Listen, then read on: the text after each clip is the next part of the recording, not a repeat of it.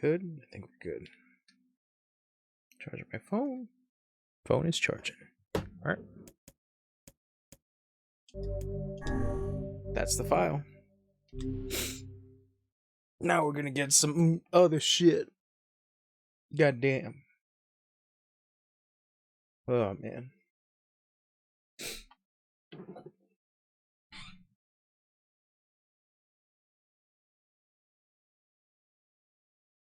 Oh, excuse me.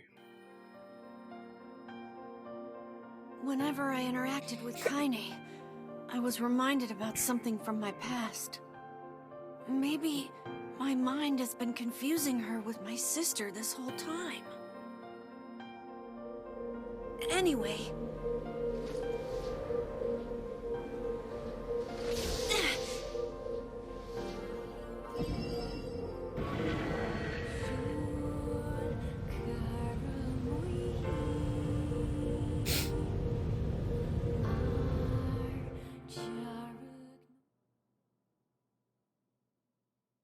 Kaine's dream. Discrimination. So yeah, this is where we get more in depth with Kaine's backstory. Oh, is there no? There's none. Alright, guess I'm reading again. I gotta make sure I'm ready to go with the reading. Alright. The sound of rain filled the village. The steep cliffs that surrounded the area magnified sound, causing even the slightest drizzle to rattle like a thunderstorm. Thin wisps of smoke streamed from huts as the villagers huddled in their homes and waited out the rain. A single child, however, had braved the downpour and was now wandering slowly towards the wooden, hawk-shaped weather vane at the center of town. The wanderer reached the vane, which had existed for as long as any could remember, and stared.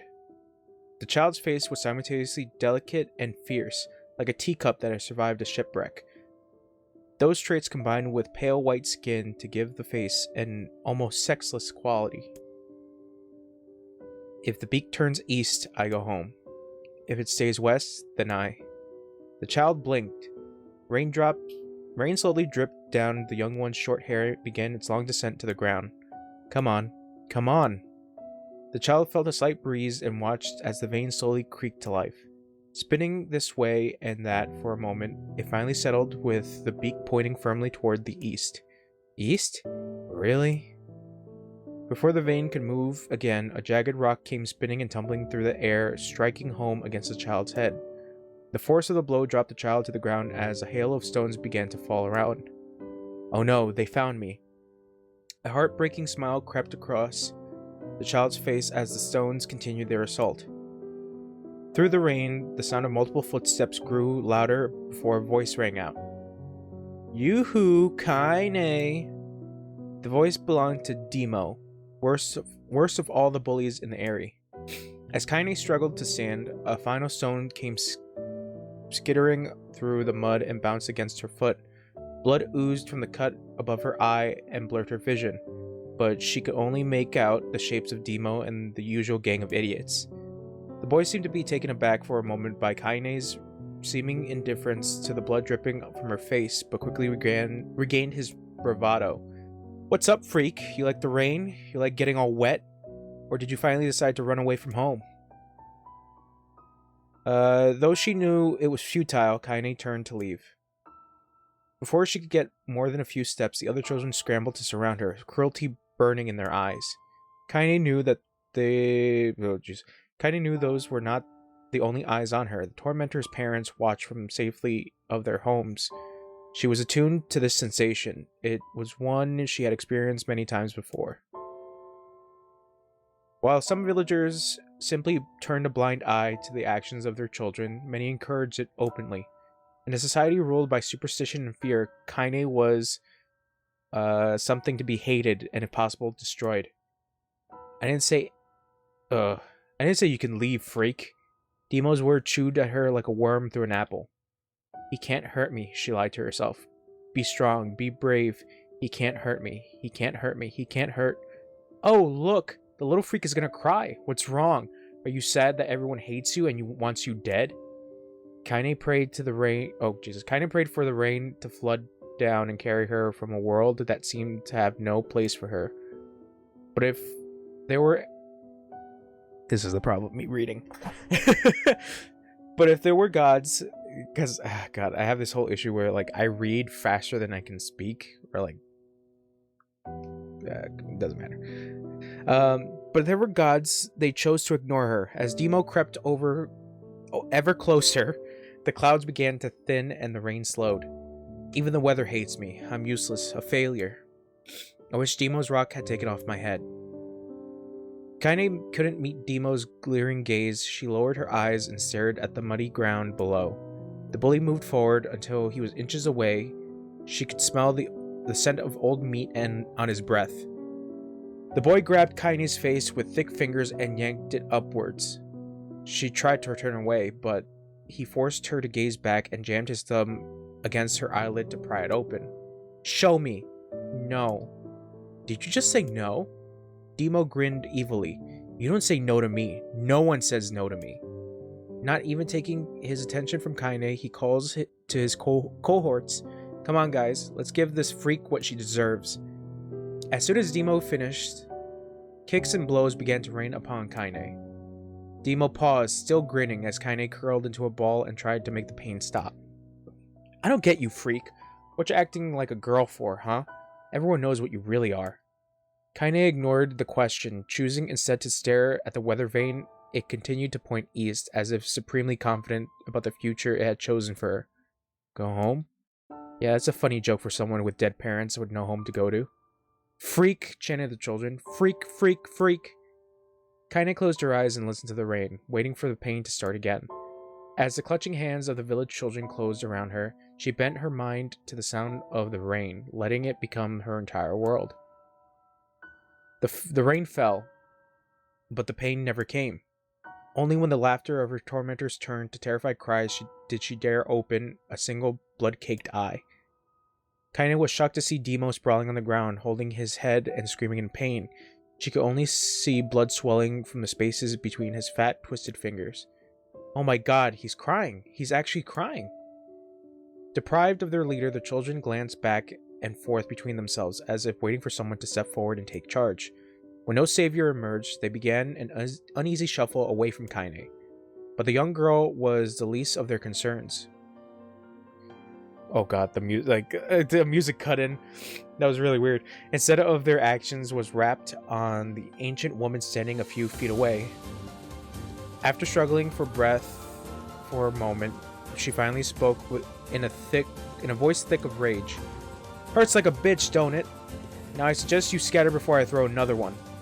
And if any of you little bastards ever touch my Kaine again, I'll do far worse than throw a rock. You can count of it. Jesus. Can't fucking talk. The music's like kicked up. The old woman crouched down and gently touched the hand Demo was using to cover the wound. Before he could think to protest, she ground her palm into the wound and twisted it back and forth. Ow! He screamed, leaping to his feet. Stop it! What are you doing? Quit whining. Ain't no one ever died from a scratch. You hit me with a rock, you stupid bitch. A big one. This thing could have killed me. The old woman shrugged. Death is the best cure for stupid. Demo's face twisted with rage at her words, locking his eyes on Kaine. He took a step backwards and spat on the ground. Get out! Leave this village. No one wants you here either of you. That's so weird. The music just kicked up for no reason. Well, I mean, I guess for the old lady showing up. Seeing the old woman grab another stone, Demo and his companions turned tail and ran. As they fled, the old woman grabbed her side and barked out a single laugh. Ha! Look at that fat boy go. Guess he's healthy enough to run from a fight. The woman's smile faded as she turned her attention to Kaine. Kneeling down, she removed her shawl and placed it on the young girl's shoulders. Then produced a cloth from the folds of her dress and began blotting the blood on her forehead. No, Kaine, she said. Why didn't you fight back? You're a lot stronger. You're stronger than that lot. Reading hard. The words of her grandmother stung Kaine as she turned away. Don't be nice to me, she said. I don't deserve it. Nothing matters anymore.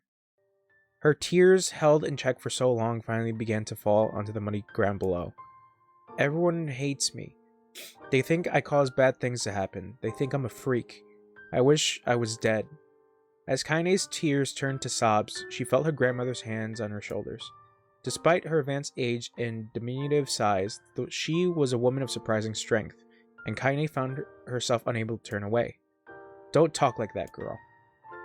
It's a river wide and deep that flows between the realms of this world and the next, and it grants no mercy to any that attempt the crossing. You gotta fight. You got a duty to fight until your last breath. Understand? The old woman tightened her grip and tried to still the tremor in her voice. You know the pain of losing someone close to you, Kaine. You know because you survived it. As the words hit home, Kaine was struck by the force of her love for the old woman. As a young child, she didn't know her own grandmother, but when her parents died, the woman quickly accepted her as her own. Grandma, as Kaine called her, was cunning, vulgar, and quick to violence, and their first few years together had not been easy. But with each year that passed, Kaine and her grandmother had grown closer. However, it was only now, sitting in the mud with tears and blood caking her face, that Kaine truly understood the depths of her affection. Here was a woman who had seen hard times, who had seen death, who had fought through all these things and somehow emerged on the other side. If anyone could understand Kaine's pain and loneliness, it was her. Do I make you sick, Grandma? Of course not, don't be an ass. Kaine drew her grandmother's moth-eaten shawl from her body and shuddered. But my body, it's not normal. If I was normal, then Mom and Dad wouldn't... Hush, interrupted Grandma. I'll not hear another word of this nonsense. You're my granddaughter and I love you. And if folks have a problem with that, they can just go to hell. With that, the old woman reached out and placed a wreath of dried flowers in Kaine's hair. The skill that took to bend the flowers without breaking the stems or losing a single petal was remarkable, and the beauty of it made Kaine want to cry all over again. Oh my gosh, these are... that was more sarcastic tone. Oh my gosh, these are lunar tears. Grandma, you made this for me? Lunar tears were legendary flowers. Most people could live their entire lives without ever seeing one, and yet her grandmother had somehow collected a dozen or more. Kaine reached up and touched the wreath as if she couldn't believe it was real. Where did you find these? Just stumbled on them while I was out doing some shopping. The old woman turned away as she spoke, leading Kaine to suspect that the search had been more difficult than she was letting on. The pains she took to construct the ornament, let alone track the flowers used in its construction, this made Kaine's heart hurt. She reached up and gently adjusted the wreath, admiring the way it felt between her fingers. Didn't quite turn right, said her grandma as she squinted at it. These old hands have trouble with delicate work, but it sure looks good on a pretty girl like you. Kaine blushed and turned away. You think I'm pretty? Of course you are. What a fool thing to say. Thank you, Grandma. Her grandmother smiled. We're gonna be fine, you and me, she said. As long as we got each other, we'll be just fine. Kaine took her grandmother's hands in hers, and the two of them struggled to their feet. Beginning the long walk home, Kaine gripped... As they began the long walk home, Kaine gripped the hand with all her might, as if to stop smoke from drifting away on the wind. The rain had stopped. Kaine stood beneath the weather vane, watching it spin in lazy circles, no one caring about the direction it faced when it stopped. I don't need to escape. I have a home now. Grandma loves me, and that's enough. Even if it's us against the world. Oh god. Maybe I should have drank something. Maybe not. It's late. Kaine let her gaze drift up past the vane and into this cloudy sky. The last faint hints of a rainbow were slowly fading.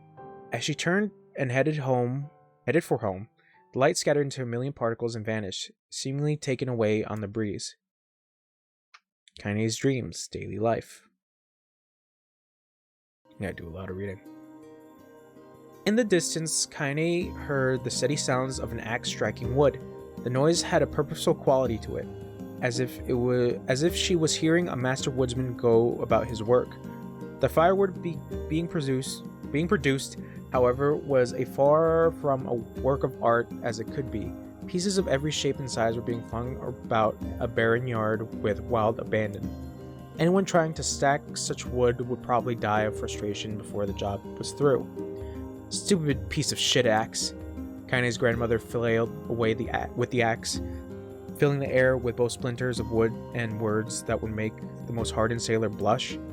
"Grandma," called Kaine. "That you, Kaine?" yelled the old woman, taking her eyes off the wood for a moment. "Don't you get too close, or I might take your goddamn foot off by mistake." She brought down the axe on a piece of wood, sending chips flying in every direction. One spun past Kaine close enough for her to hear the whistle, at which point she decided to step back. Once she scuttled to a safe distance, she cupped her hands around her mouth and shouted, "Grandma, do you need help? I can get you water or lunch or a new axe or something."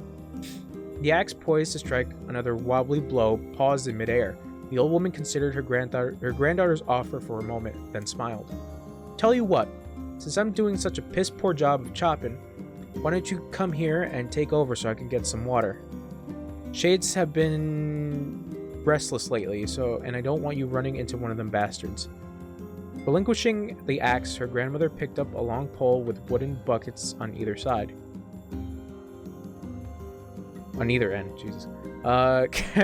Gathering water was by far the more difficult of the two jobs, but Kaine knew better than to complain. Once Grandma's mind was set, there was no changing it. Kaine did her best to help with chores, but I can't fucking read. I'm gonna lower the volume because I think the music is distracting me. Or I'm just bad at reading. But Grandma took every task that required travel to the village. Though she had a long list of plausible excuses, Kaine knew the real reason. She didn't want her granddaughter to be taunted and harassed by villagers. Once Kaine moved in, Grandma decided to take up residence a good distance from the Eyrie.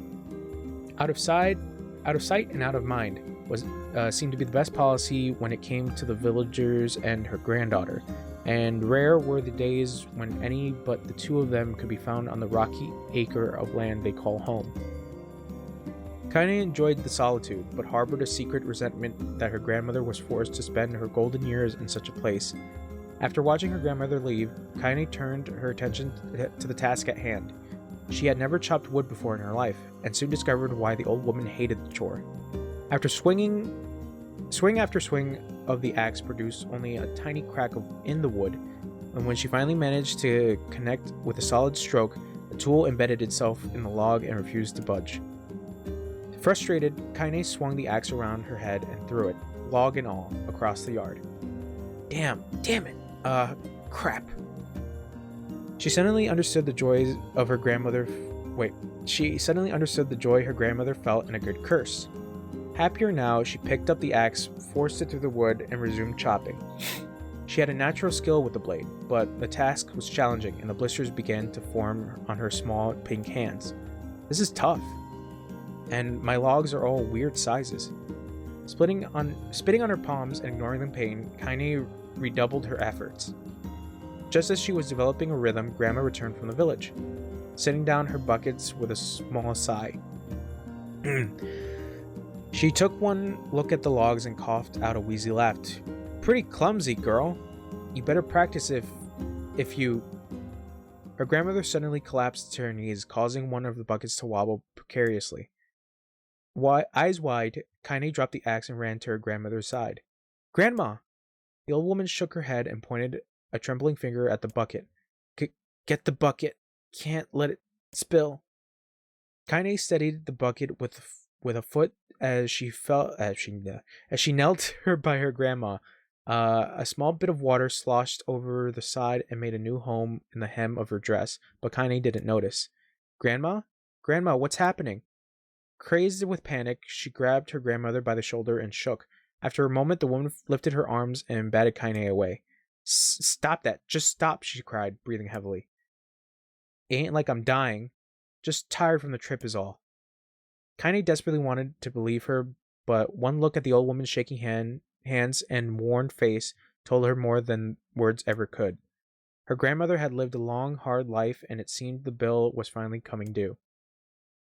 The time when her grandmother watched over Kaine was the time her mother. Jesus fucking Christ. The time when her grandmother watched over Kaine was ending. Sooner than either of them had feared, the positions would be reversed. The next morning, Kaine came to the side of her grandmother's bed and took her wrinkled hand. "Grandma, you're sick and you need medicine. I'm going to the village." The old woman shook her head and tried to rise, but Kaine gently pushed her down. "It's all right," she said. "I'll be fine." Her grandmother fixed her with a gaze that could melt steel. After what seemed an eternity, she finally lowered her eyes and sighed. "Well, I don't like it, goddammit. But I guess I should quit being so stubborn and let you grow up." The old woman watched as Kaine strapped on her boots and made her way down the road to the village. Hours later, as an unseen sun made its way across a dark and rainy sky, she was still watching. Kaine moved at a brisk pace, checking her pockets every few minutes to make sure the money her grandmother gave her was still there. Every noise caused her to spin on her heels, making sure she wasn't being stalked by a shade, or worse, Demo and his gang. But she encountered neither tormentors nor shades, and Kaine finally found herself at the entrance to the village. The few adults she could see glanced sideways at her, then muddled to each other behind raised hands before slinking away into the shadows. Her heart racing, Kaine took a series of rapid, shallow breaths and tried to calm herself. "I have to prove myself. I have to help Grandma. I have to be strong." She chanted those words to herself over and over as she slowly made her way. Finally, her eyes settled on a rotund older woman who was angrily waving her arms in the air and telling everyone who would listen exactly what she thought of Kaine's presence. "Hey lady," said Kaine with bravado she did not feel. "Where's the apothecary?" The woman's flabby cheeks shook in bewildered anger. "How dare this thing speak to me?" they seemed to say, but Kaine saw that her eyes held a different emotion, fear. "Yeah, we're both scary, lady. Trust me on this one." "Which way?" Kaine repeated. The woman pointed at a small building to her right before hitching up her dress and stumbling off in the other direction. Kaine cringed, expecting a stone to come flying from the assembled crowd, but none came. Her mind was filled with a strange sense of pride as she made her way to the apothecary. But the new emotion had little time to take root, for as soon as she opened the door, she noticed a familiar customer at the counter. It was Demo. He'd clearly been sent there here on some kind of family errand, because his gang of followers were nowhere to be found. "Oh my god," he sputtered. What are you doing here, freak?" The insult was delivered without force, and Kaine happily ignored it, stretching on her tiptoes to see over the counter. She asked the shopkeeper for medication. "Ha!" barked Demo. That old bitch finally kneel over?" "Go to hell, Demo." The boy's eyes grew so wide that they seemed ready to fall out of his head, but before he could let fly a comeback, or worse, a punch, the apothecary told them to knock it off before he kicked them out of the store.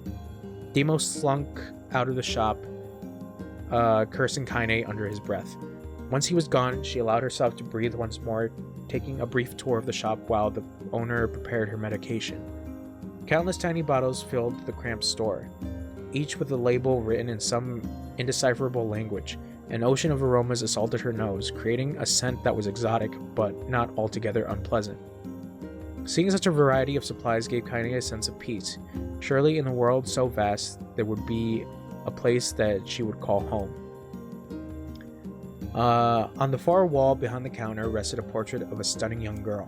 The picture had once contained bright, vibrant colors, but time had worked its cruel magic, and they were beginning to fade. The beauty of the work, however, remained undiminished. "You like that picture?" Kaine turned to find the apothecary with a small vial of medicine in his hands. His eyes were gentle but sad, and they seemed to stare through her and into nothing as he spoke. "That's my daughter. I sketched it when she was just a little girl. She's been dead for a long time now." Kaine didn't know how to respond. She just stared at the portrait and tried to come up with the right words. "Pictures are a wonderful thing," continued the shopkeeper. "They let the ones closest to you live on forever." He shook her head slightly and looked down at Kaine and smiled. handing her the medicine, and he reached into his sizable green apron and produced a handful of old wax crayons. You should have these. There's no one left that I wish to draw. Kaine took an instinctive step back, causing his shopkeeper's face to darken. Yes, I've heard the rumors about you, he said. It's a small village, and word travels quickly. Between you and me, I'm not sure which of them to believe, but I also don't think they matter much. I know your grandmother, Kali, and I think the way she was driven out of this town is just deplorable. Grandma's name is Kali? Thought Kaine suddenly. She was still mulling over the new fact in her mind as she reached out and gently took the crayons from the apothecary's hand. Your grandmother is an old friend of mine, he said as Kaine scooted away yet again, and I owe her much. I wager she would like it if you drew a picture of her. Yes, I think she would like that very much. Kaine murmured a quiet agreement, but inside her heart was bursting. Never before had a villager treated her with anything but complete contempt. It was a tiny, almost imperceptible step, but it was a step nonetheless. And with tiny steps, she might one day discover the rest of the world. There goes my reading skills. When Kaine returned home, she found her grandmother asleep in her bed. Her feet were blackened and raw, even bleeding a bit in places, leading Kaine to think she had been pacing around the room until exhaustion finally caught up with her. She placed the medicine by her grandmother's pillow and turned to leave, but found the old woman's hand clasped on her arm. Back already, are you? Asked her grandmother with a yawn. Come here, let me take a look at you. Grandma sat up and examined Kaine from head to toe. Finally satisfied with nothing terrible had befallen her grandchild, she leaned back and allowed herself to relax. Well, how was it? Those bastards give you any trouble? It was kind of fun, said Kaine with a small smile. No, seriously, it was. Fun, eh? Asked her grandmother in a voice which implied she believed anything but. Uh-huh, so anytime you need me to run an errand, just let me know. As she spoke, Kaine removed the crayons out of her pocket. After a brief explanation of their source, she informed her grandmother that she was going to sketch a portrait. A portrait of me? Ridiculous. No one wants to stare at a wrinkled old crone. But Grandma, it'll make you live forever. Horse shit, said her grandmother, throwing back the sheet from her bed. Living forever would just piss me off. Now put those crayons away and help with dinner. But Kaine would not relent. And in the end, Grandma found herself leaning against the wall of their house, as if posing for a master artist. Kaine took up the crayons, eyed her subject carefully, and set to work. Just as her grandmother was about to nod off, Kaine finished the piece. After staring at it for a bit, she released it from her grip and let it slowly drift to the floor. It's terrible. It doesn't look like you at all. I'm sorry, Grandma. I thought these crayons would, make drawing easy or something. The old woman's eyes narrowed at her granddaughter's disappointment. Let me be the judge of that, she said, ignoring the pain in her back and reaching for the paper. The sketch could have been a person's face. It also could have been a boulder, a lump of clay, or an incredibly misshapen loaf of bread, all rendered in a chaotic array of colors. The old woman stared at the picture for a long time, then slowly wheezed out a laugh. Oh, Kaine, she said between laughter. You truly are my blood. You're as clumsy as me, and I love it. But, hush, I won't hear any more bull about how ugly you think it is. It came from the heart, and I'll treasure it always. God. True to her word, the old woman gave the picture a place of honor above the kitchen table. In the days that followed, Kaine would often catch her staring at the portrait with a strange smile on her face, an action she interpreted as silent, mocking laughter. A week later, Kaine could stand it no more, and asked her grandma to take down the artwork. Posh, said the old woman. I'll take it down when they roll me in my shroud, pondered this for a bit, and then turned to Kaine and dropped to one knee. Listen to me, girl. Seeing this picture makes me happy in a way I've never felt before. And it makes me want to go on, so that someday you can feel the same happiness. It was a moment that burned itself in Kaine's memory, a perfect blend of pride and love and joy that came together to form a lifelong remembrance. She swore to never forget this moment, to never forget the old woman who made her place in the world possible. Time moves on. People and memories move in and out of a life like ghosts passing through a hall.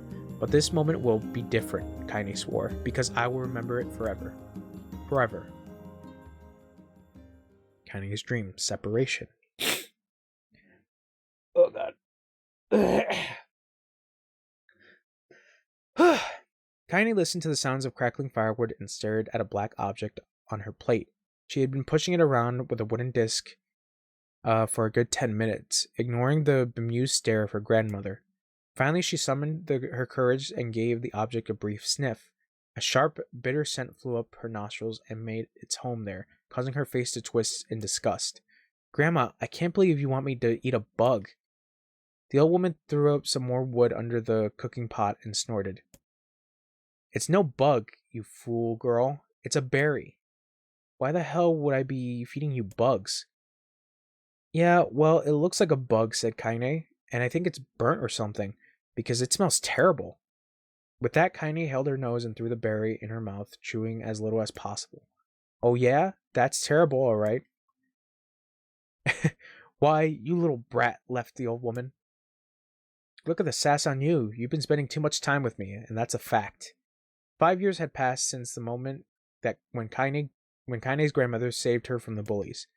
As is often the way with two stubborn people, their relationship had grown in fits and starts, but moved forward all the same. Meals that used to be somber affairs, now filled with laughter and hurled abuse in equal measure. Kaine could not remember a time when she had been happier. As the years went by, Kaine started to shoulder more and more of the daily responsibilities. Her grandmother's legs grew weaker by the day, and she could no longer do many of the chores she used to take for granted. And so this morning found Kaine lacing up her boots with a breakfast of burnt berry rolling through her belly. Where are you going today? Asked Grandma suddenly. Kaine looked up, surprised. The old woman rarely asked for specifics anymore. Well, I was going to check out the kelma trees and see if they were ripe. I thought I could make some jam or something. Oh, and I'm going to pick up some flagstones so I can take to the wheelbarrow. Flagstones? What in the hell for? Kaine stared at her grandmother, then held out an arm and swept it around their home. Constructed mostly of cloth, rope, and rubble, the old place sagged like a boxer in the final round.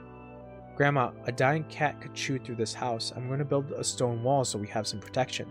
The old woman laughed, exposing her toothless grin to the world. Goddamn girl. If a bunch of thieves want to ransack this old place, let them come. We got nothing worth stealing anyway. I'm not worried about thieves. I'm worried about shades. People saw one west of the village yesterday. The old woman tilted her head and stared at her granddaughter. Well, shoot, I don't know why you have to do it today. We can worry about it some other. Grandma, no. If I don't go to the kelma trees, we won't eat tonight. You know that. A confused expression passed across the woman's face, and for a moment she was a small child lost at a carnival. Yes, she said after a bit. Yes, of course you're right. I'm sorry, Kaine. Lately, it seems my mind is...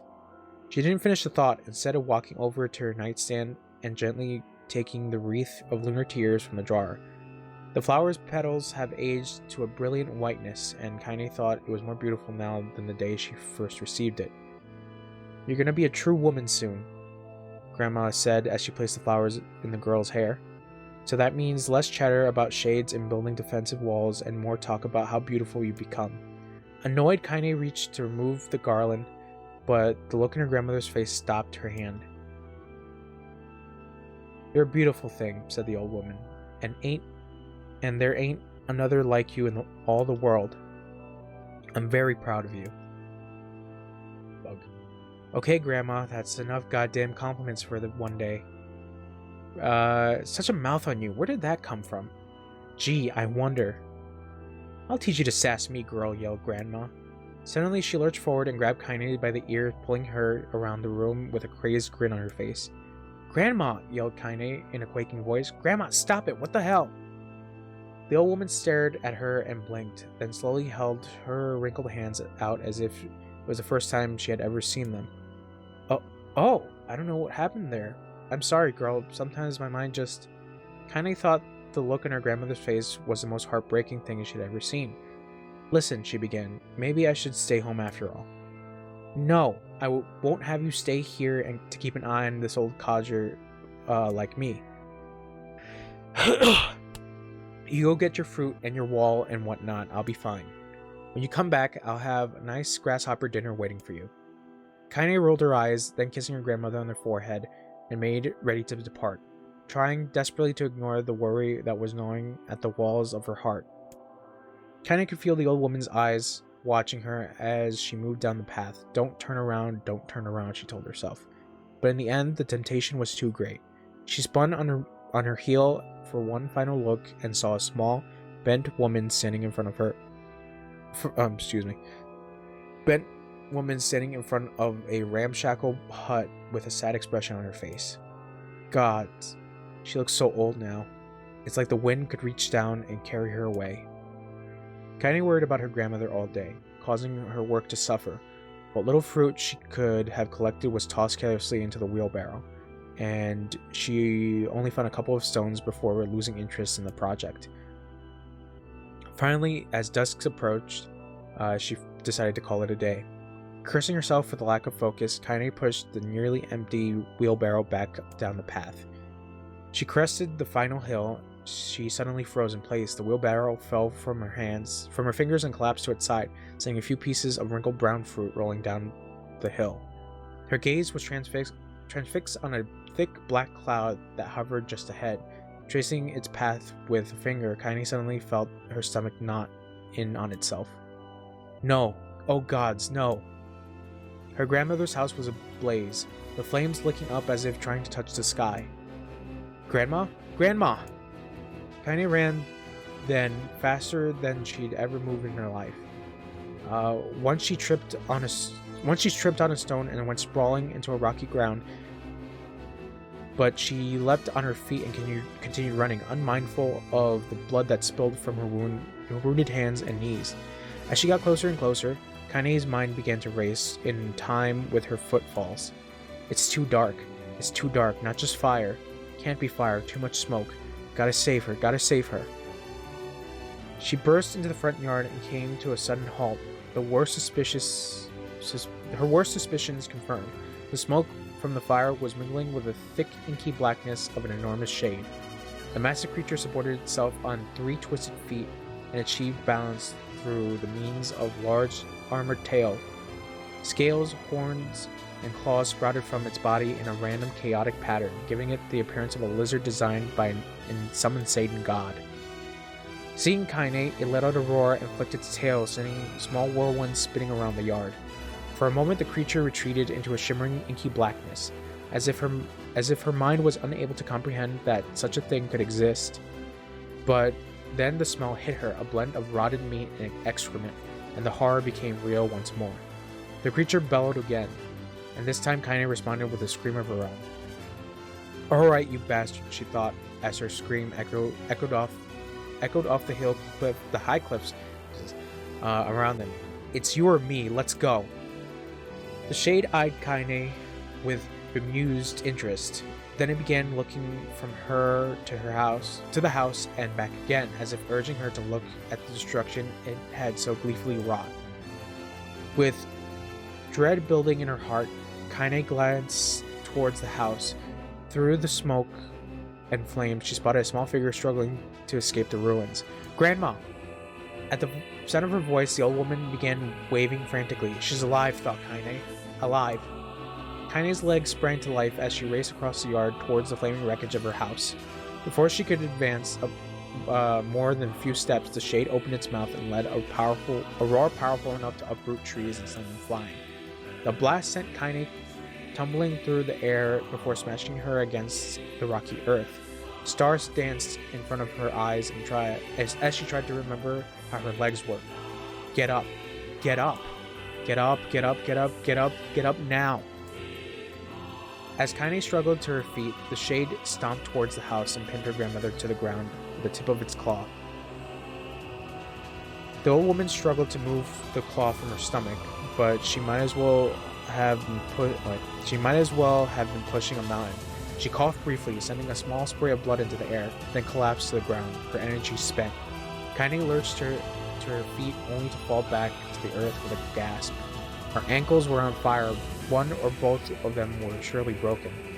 Ignoring the pain that screamed to her body, she began dragging herself across the ground, leaving a drunken trail of dust and blood in her wake. Grandma, hold on. Just a little longer.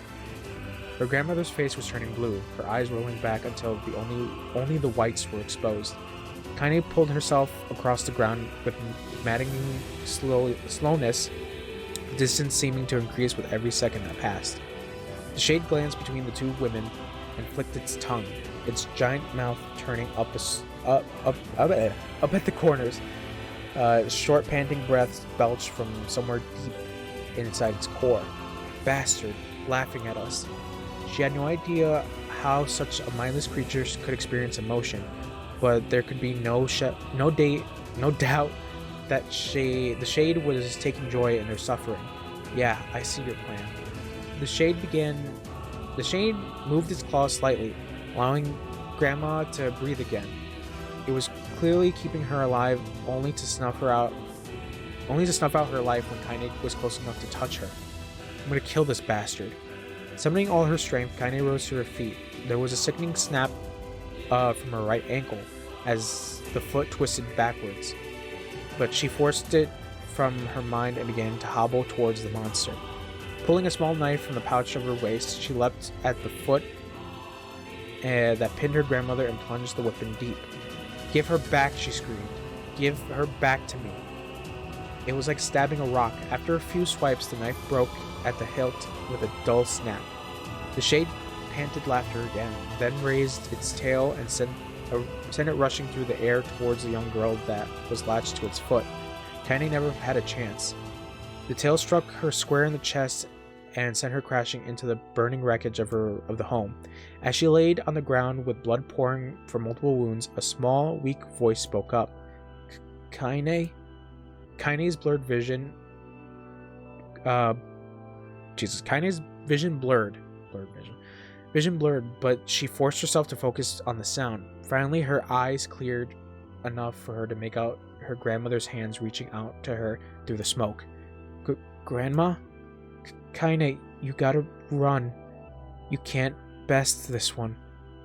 Kaine grabbed the hands and held on with all her strength.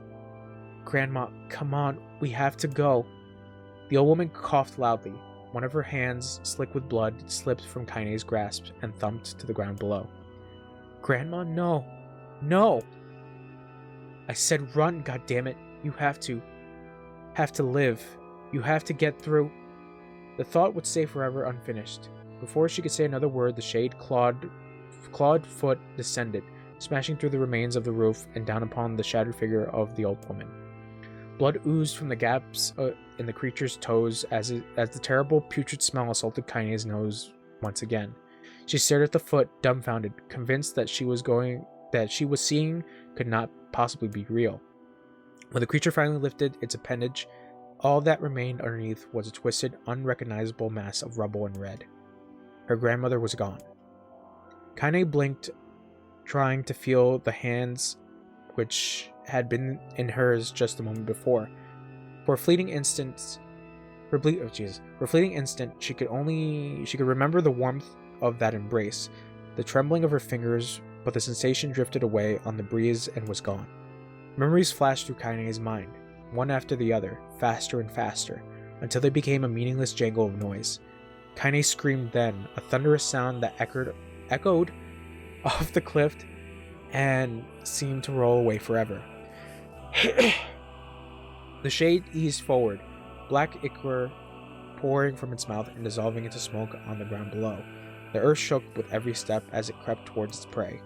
Kaine's body slowly rose as if controlled by a mad puppet master. Her arms and legs were bent at impossible angles, her head lolled dangerously to the side, yet somehow she managed to stand. Staring at the shade, her eyes began to glow with a deep red fire. The creature was so confident just moments before took a slow, hesitant step backwards, discerning if this broken human could possibly pose a threat. Kaine seized the moment, laughing at like a mad woman. She leapt into the air and plunged a shattered hilt of her knife deep into the leg of the Shade. The Shade shook Kaine off like a fly, sending her crashing to the earth once again. Her chest rose and fell slowly, as if a great weight were resting on it. Moist sounds of pain echoed through her mind. Something warm and thick oozed from her ears. Is that blood? I think it is. I think I'm bleeding to death. No, can't die. Grandma told me to live. Deep inside Kaine's mind, something finally broke. The sounds of pain... oh jeez. I don't have anything else in there. The sound, the pain, the smoke, and flames, all of it faded away until all that remained was a single incantation repeated over and over again. Kill it. Kill it. Kill it. Kill it, kill it, kill it, kill it, kill it, kill it, kill it. Kill it, kill it, kill it, kill it, kill it, kill it, kill it, kill it, kill it, kill it, kill it, kill it, kill it. Kill it now. As the spark that was Kaine slowly began to flicker and die, she felt the desire to kill and her desire to live blend into one. The distance between heartbeats grew longer and longer and longer.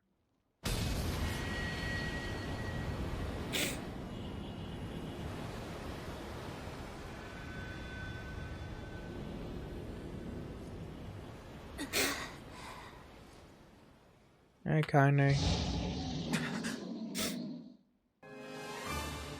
The beast approaches. I know.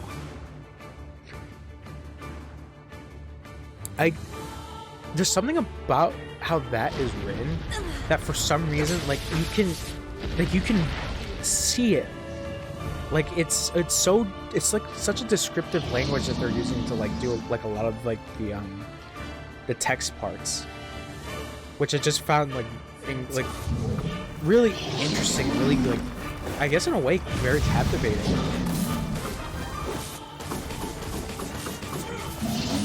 What anger this creature must have. How did it even survive these past 5 years? I'm not gonna let this happen again. It dies today. My sword feels lighter.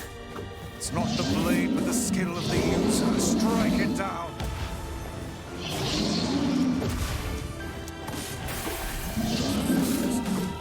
I'm really gonna read those Automata novels to see if that kind of flowery language is in there. Flowery descriptive language.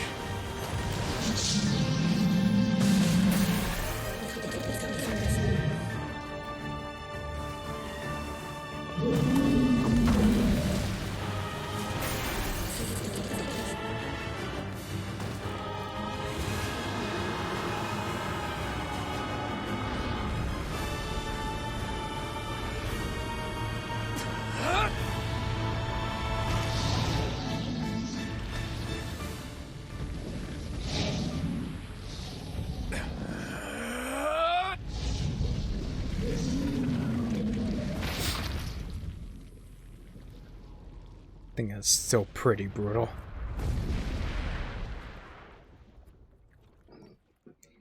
Yeah, I really want to check out those NieR novels.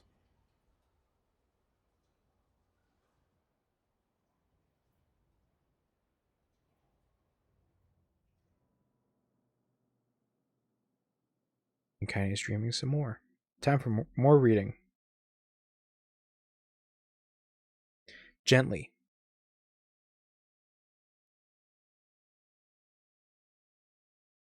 Oh my god.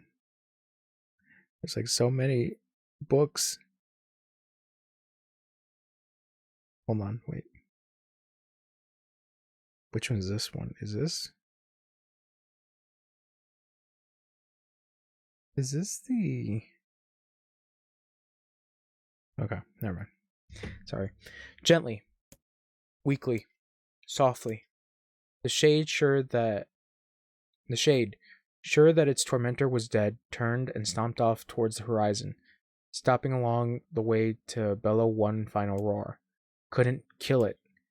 Shamed beyond imagining, Kaine turned her head to her side, but only succeeded in coughing up a huge gout of blood.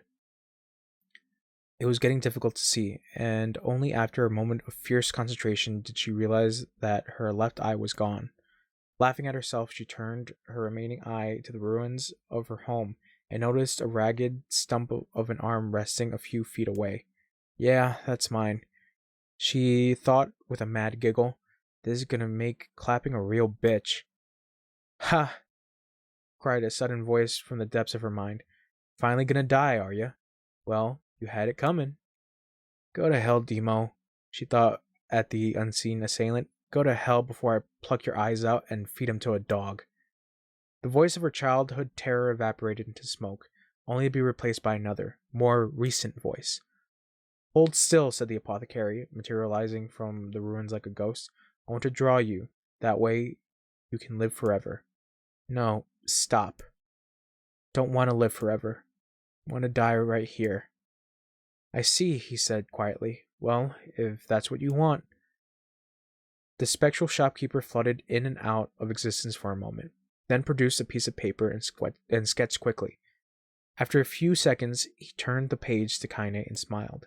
Since you rejected my offer, I decided to draw someone else. It was a picture of her grandmother, real as life. Kaine opened her mouth to thank the man, but stopped as the picture began to blacken in the middle. Before she could say anything, dozens of multi-legged insects began to swarm across the image, tearing it with sharpened pincers. Stop! No, don't hurt that picture. Kaine reached out with her remaining arm and waved futilely at the air. To her surprise, the insects fell off the picture and to the ground below, where they vanished into tiny black tendrils of smoke. Relieved, Kaine turned her good eye back to the picture, only to open her mouth in a silent scream. The sketch now showed her grandmother as she truly was, a smashed, unrecognizable lump of nothing. The apothecary smiled, then broke into a jolly dance. See that? He cried as he danced his jig. It's perfect now. She looks just like you. Ha-cha-cha-cha. I look like that? Oh God, I'm gonna die. I'm gonna die. Drowning in despair, Kaine laid her head back in the mud and smoke of her ruined house and waited for the end to come. But just before she let anything go, an unfamiliar voice began whispering in her ear. Ain't you got a wish, sunshine? The voice was vulgar and fierce at the same time, as if insanity found its way to take form. Kaine wanted to scream as the voice crawled under her skin, but her lungs refused to work. You know, a wish? Like a prayer or something? Why don't you get on your knees and start praying to heaven? Please, invisible man in the sky, save me! Save me! Kaine finally resorted to shouting at the voice with her mind. Jesus. I don't make wishes. They don't come true. For me. I'm a curse. A freak. I should be left to die. The other voice boomed in her ears. Oh God. You are the best. Kaine glanced down and saw a black, shiny substance oozing from her leg. She tried to brush it away, but her remaining arm was no longer... Jesus, this bug. But her remaining arm would no longer respond. The substance slowly crept up around her feet and then began moving up towards the rest of her body. Is this death? Is this what it's like? Or is my mind just losing itself? She could feel the slime oozing upwards. She could feel the slime oozing upwards. Feel the hot, searing pain it left in its wake. Whatever else might be happening, she was still alive, and this was real. Come on, said the voice. Let it go. Kaine tried to ignore the voice and concentrate on the pain, but the newcomer would have none of it. Don't ignore me, sunshine. You're ready to give up, ready to die, so why not let me have it? Have what? Your body. Come on, give it to me. Give it to me. I want to stand on the ground, feel the rain, taste the wind. The voice paused as if licking its lips. When it resumed, it was filled with mad, unabated joy. I want to take your hands and use them to choke the goddamn life out of people. I want to tear out their throats and bathe in their blood, just like before. In response, Kaine shifted her head and vomited. The warmth of it crept down her front and mingled with the pain of the encroaching black ooze. Are you a shade? Yeah, maybe. What of it? The slime reached her face, crept up past her nose, and slowly oozed into the socket of her missing eye. The moment it touched her brain, Kaine was struck with the most powerful sensation she had ever felt in her life. It was ecstasy. She wanted to scream with delight, but all she could manage was a small, whispered moan. Feels good, don't it? Asked the voice with a chuckle. Yeah, what can I say? I know how to please the ladies. Now give me that body. Come on, give me the body, and I'll give you more of this feeling. It's a fair trade. A black lump began to protrude from Kaine's side as she watched. It grew longer and thicker, eventually taking the form of her missing arm. I can see better, she thought. My eye must be growing back too. The slime reached up to envelop the rest of her face, but she managed to brush it away. Stop it, she whispered, marveling at how she regained her voice. Stop. The black ooze hesitated, as if considering this request, then quickly shimmered down her body before disappearing into a cloud of smoke. Ah, what the hell, sunshine? Screamed the voice. We had a deal. I thought you wanted to die. Grandma said, can't die yet. A brief image of her grandmother, bloodied and broken, flashed before her eyes. She saw the shade that had killed her and heard its mocking laughter, then closed her eyes and forced the image from her mind. Her whole body was quaking with rage. When she opened her eyes, they burned bright red. That thing took my grandmother. I have to kill it before I die. Kaine glanced down and saw a mysterious pattern, the pattern of shades, burn itself into her left arm. Well, I'll be damned, said the voice cheerfully. Look at that, sunshine. I think you and me are gonna be good friends now. Kaine stared intently at her arm. The more emotional she felt, the more of the letters seemed ready to puncture her skin and begin infecting the rest of her body. The arm had a will of its own now. Stop. Gotta stop. Holding her left arm in her right, Kaine took a deep breath and tried to calm herself. Come on, don't fight it, pleaded the voice. Hate's my favorite dish and I'm hungry. Let it go. Feel the anger. Burn the fire of revenge. Thirst for blood. Then go out there and... Shut up, and get the hell out of my body. Your body? Oh, that's rich, sunshine. Real rich. Look, why don't you just up and die so I can have this body all to myself? What do you say? I bet those buddies of yours in the area would love to see you dead. Kaine grabbed a nearby shard of glass and tried to saw off the shade-infected portion of her side. Before she could, the darkened left arm grabbed her right wrist, crushing it. Kaine screamed and dropped the shard as if the sound of bone crunching on bone filled the air. Stupid idiot girl, you're possessed now, sunshine, and there ain't no going back. The voice laughed again, a loud, long wail that seemed to go on without end. Possessed? Whispered Kaine. Yeah, possessed, you and me. We got what you call a time-share arrangement. Remember how folks used to think you were a freak? Well, wait until they get a load of you now. Kaine looked up, her tears in her eyes. The sky seemed smaller somehow, darker. Is it because of that shade? Is this how they see the world? So, listen, purred the voice. I know this whole possession thing seems a bit sudden, but it ain't all bad. There's plenty in it for you too. I'm a very powerful creature, sunshine, and now that power belongs to you. You got enemies, people you want to kill, I can make it happen. That little fat kid who kept picking on you, that big old shade that squashed your granny, we'll wrap him up in their own assholes. No more abuse for you, sunshine, no more pain. Wait, said Kaine. You're a shade. Why would you kill another shade? What, you think I'm some kind of racist? Some killing snob? I don't give a good goddamn who you murder, honey pants. I just want to drink from the well. Kaine considered this as she struggled to her feet, the power of the shade coursing through her. The smoke of her house was drifting away with the wind, and she enjoyed the way the cool evening breeze felt on her new arm. After a long pause, the voice spoke up again. So, how about it? You and me. We could get some good times together. Look, I even take care of the bloody part if you don't want. Fuck off, asshole, muttered Kaine. I'll handle the killing. Screamed the voice. Look at you go! Oh, sunshine, we're gonna have so much fun. So listen, my name is Tyrion. And if you ever need me, I'll just be hanging out in this piece of meat you call a heart. Now go get it. The more you kill, the more your heart turns rotten and sour, and I like rotten and sour. Kaine found herself nodding at the voice. Yeah, she said. Yeah, I think this can work. I'm gonna find that shade and I'm gonna strangle it in its own guts. And when I'm done, I'm gonna do the same to you, Tyrion. Count on it. Ha! Laughed Tyrion. I shit bigger than you, so good luck with that.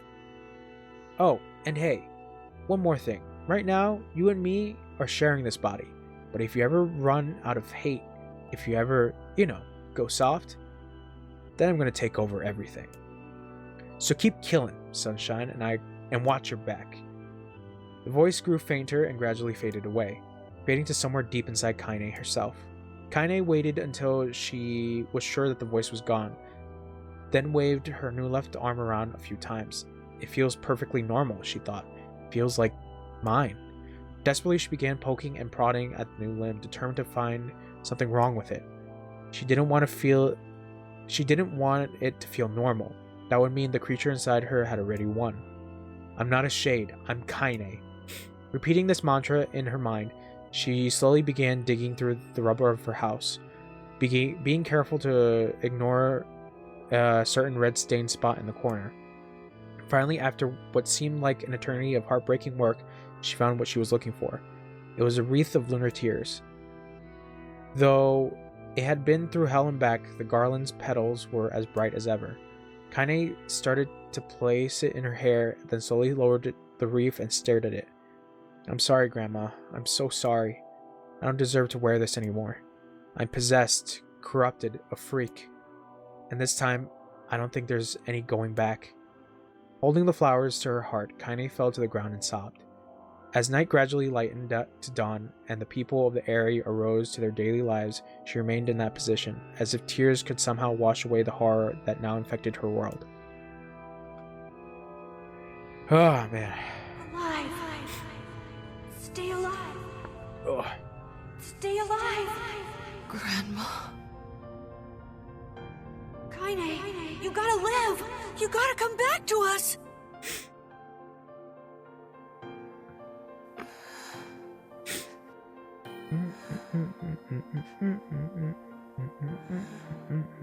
Oh, hey.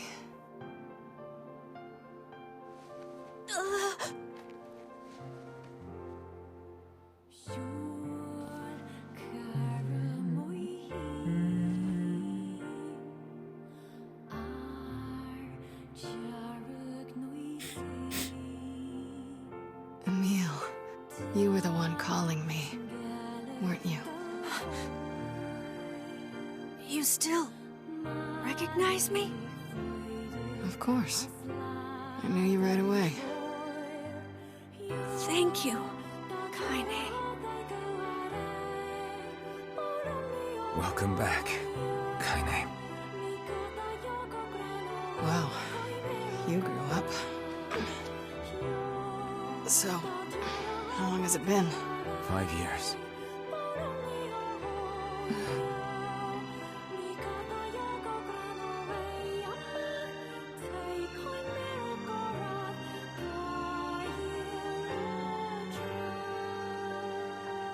Shit.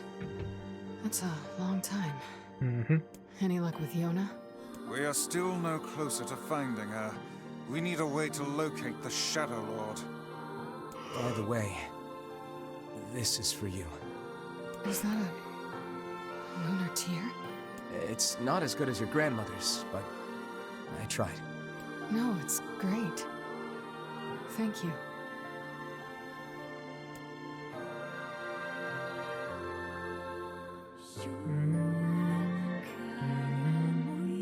Kaine waking from her long petrified sleep.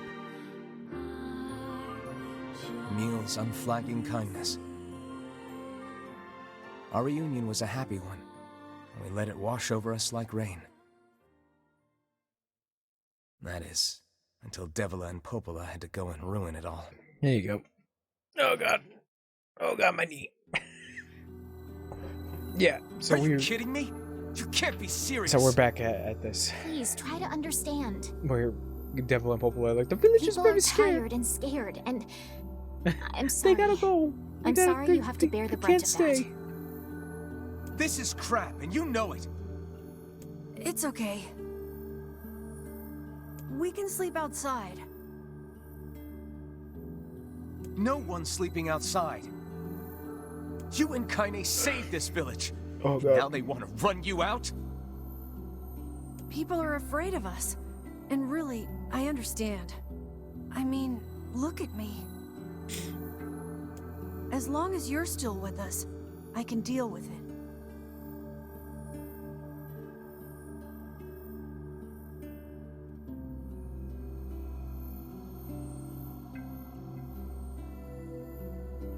Right, Kaine?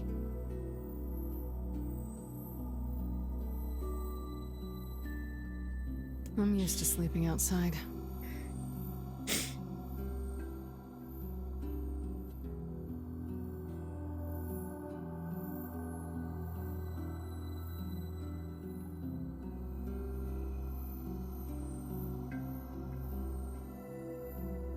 Okay, sorry about that. But... Oh. We'll see you later. Sorry about this. She ain't sorry.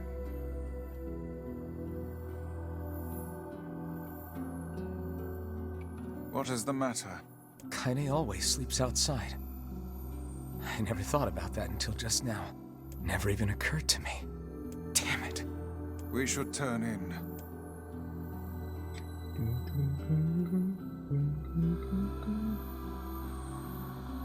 I didn't get much sleep that night. For the first time in my life, I hated Devila.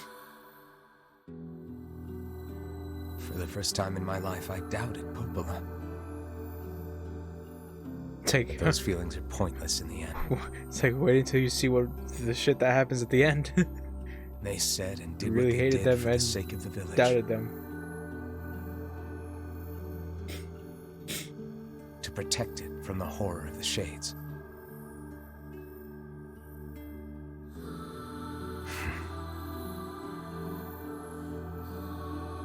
Really, how can I blame Devila and Popola? In the end, I'm just as bad. Because I never once stopped to think about Kaine and Emil's situation myself.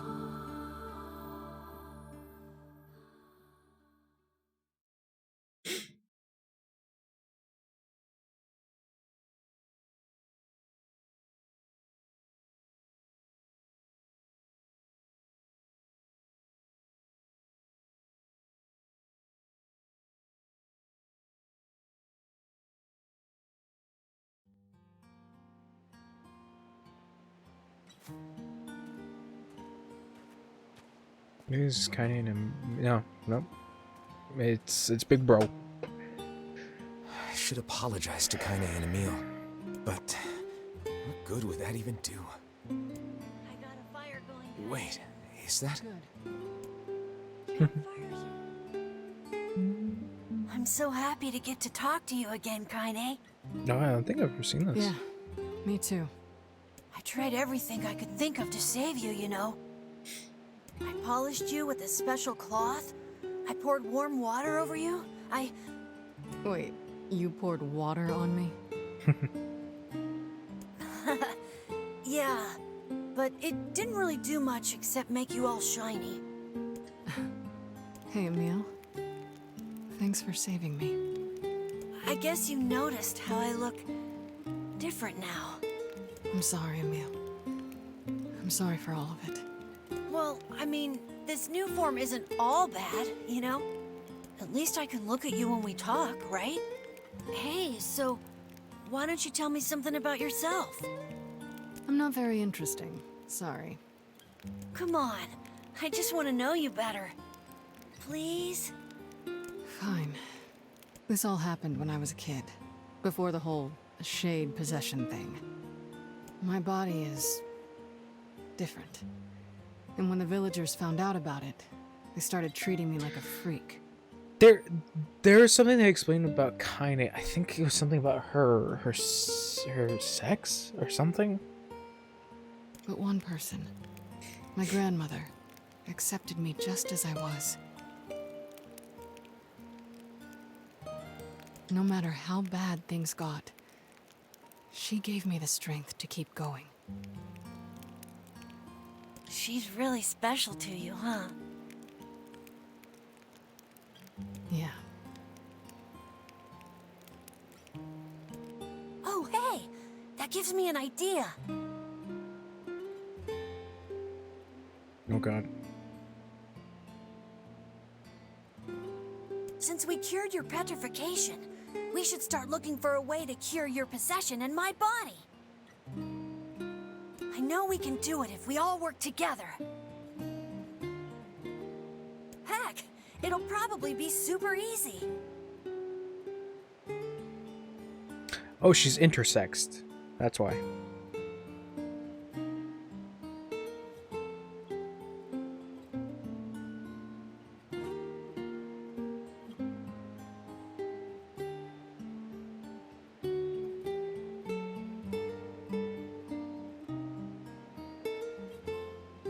That's what. Yeah, that's the whole thing with Kaine.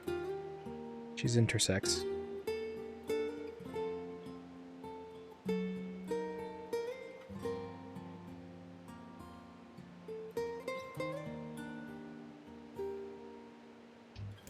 Let me guess. More warm water? That's fucking. Okay, can we Just just the forget fact I that, told like- you about that?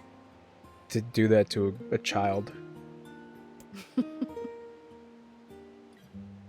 To pick on a child just because of that reason. It's interesting because like I don't know if they ever touched that. I think they do in like Kaine's dreams. I think there's more of Kaine's dreams coming up.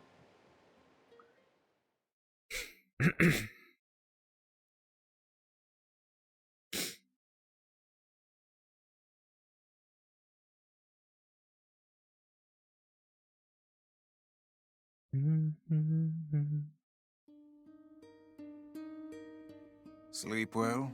Sure. And yet your red eyes tell a different tale. Don't be so hard on yourself, lad. I need to go see Devila and Popola. Very well. Okay, now we're back into gameplay.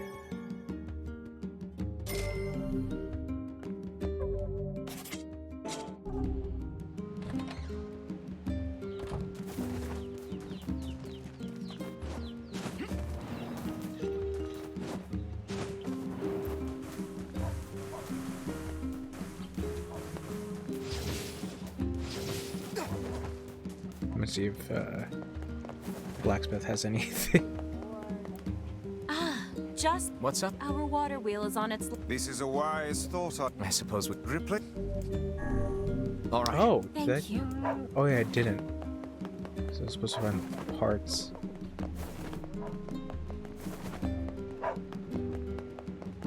You got anything? Welcome, No. blacksmith. So how much do I have left? 78 and 78%. Okay, before I do anything else, I'm just gonna go look around. 'Cause where?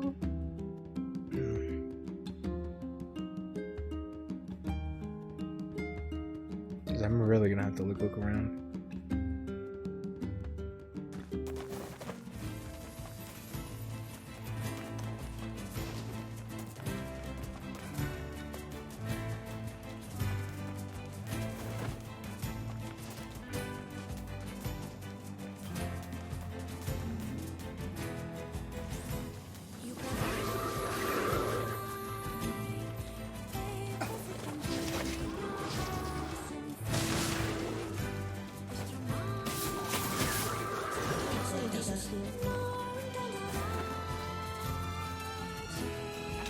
Because I know when I was like reading up on like trying to get all the weapons, it was like you got to do like some quests, which I don't know if I've done or not. Probably not, because I'm like 78%.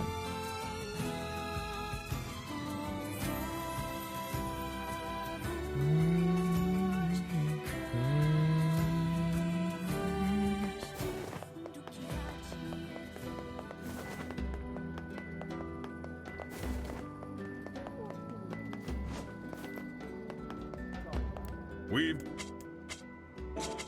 Nothing.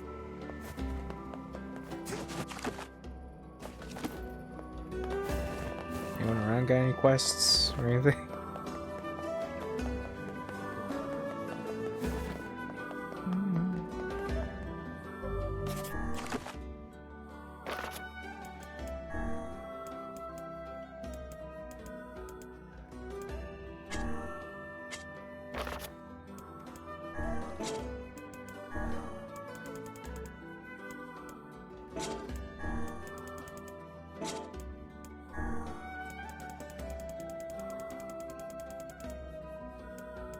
Yeah, there's still more.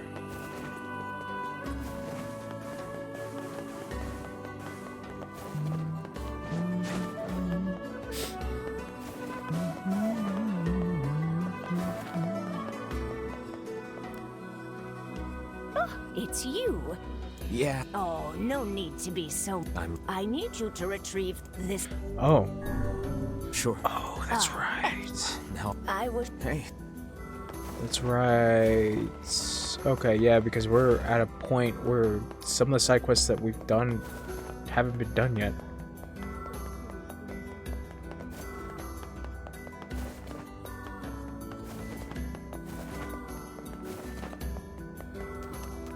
I was like, didn't I complete the side quest? And I was like, technically no.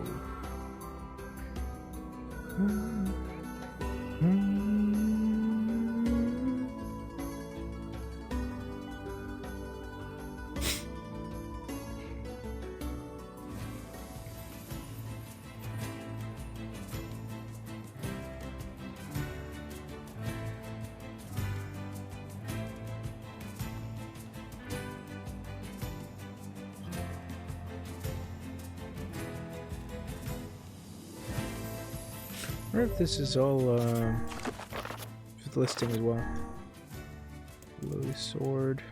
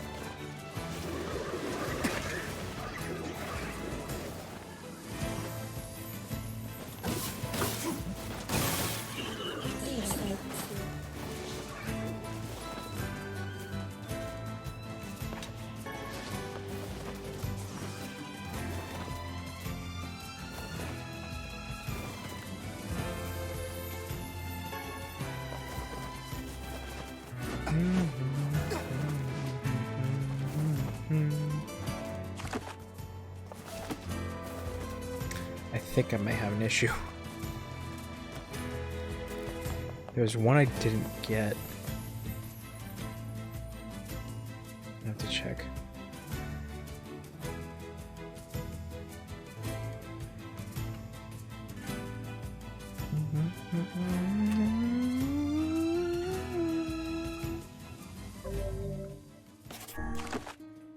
One-handed. Rebirth. Cruel Oath. Yeah, one of them I didn't get. There's a blade called Faith. And I'm a little nervous because it says you can pick it up at the beginning of the game. Then I'm like, fuck. Curse these tired old bones. It says at the Village of Myth. I don't know if I'm able to do anything at the Village of Myth. That dude has like the fucking shit at the... What the fuck?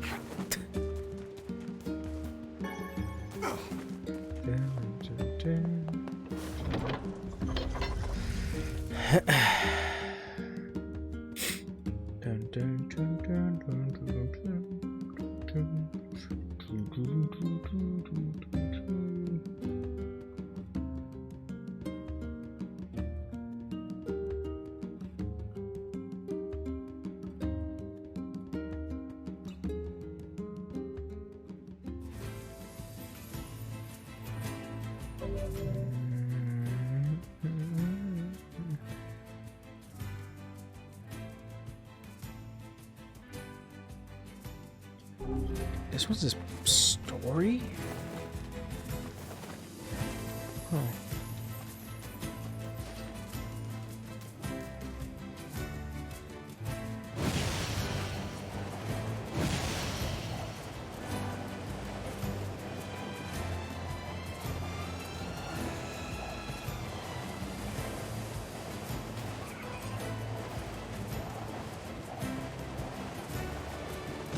Whoop. Whoopsie.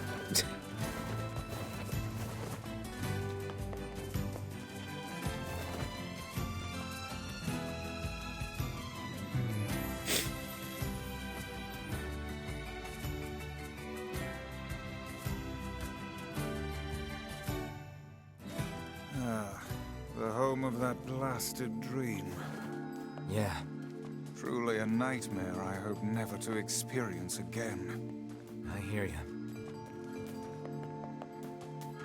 That big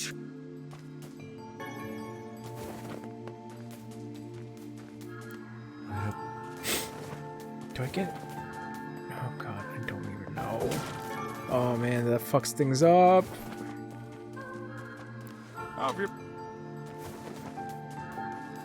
No.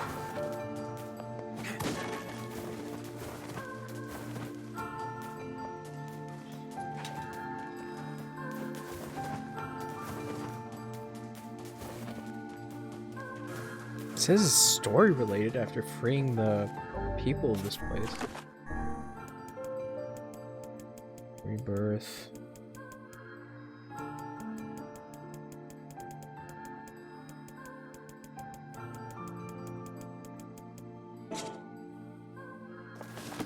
Shit.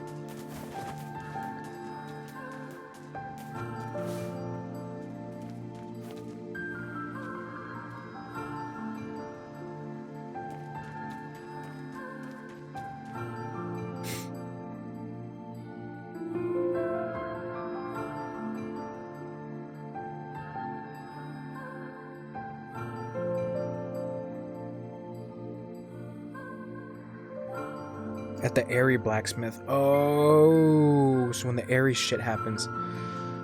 Oh, you son of a bitch.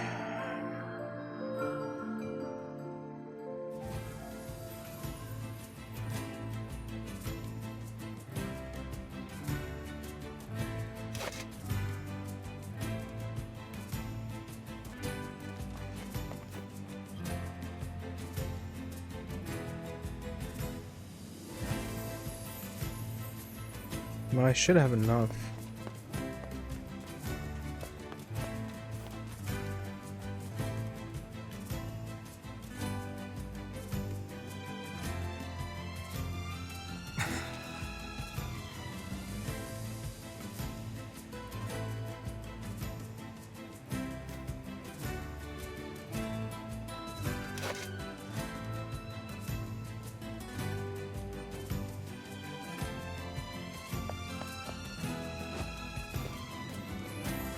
Oh, that's right.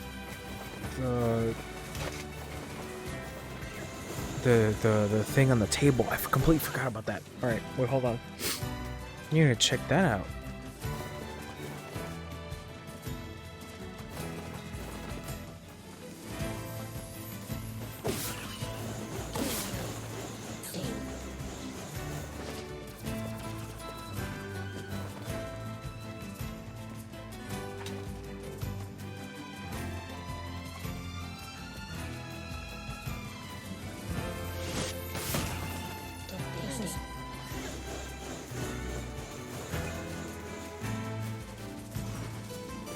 I'm gonna have to do some like weapon. Wait. Can I go to the area?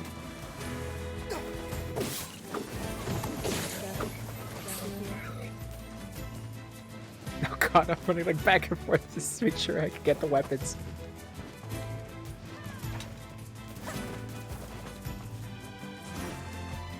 This is what happens.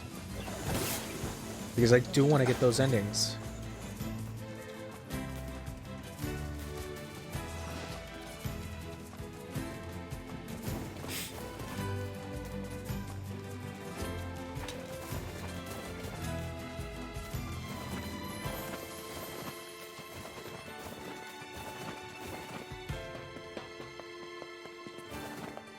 And I got the cash. I'm just hoping I can actually get the shit. That's my only issue.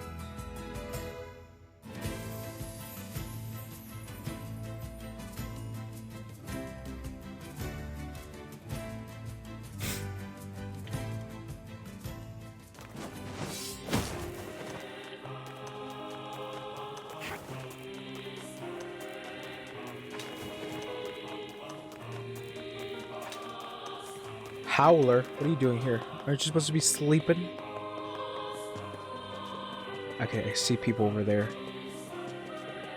I think I see people. Maybe? I see boxes. Oh, okay, there's people. Okay, go back, shit. Yes! Yes! Yes, Queen Slay.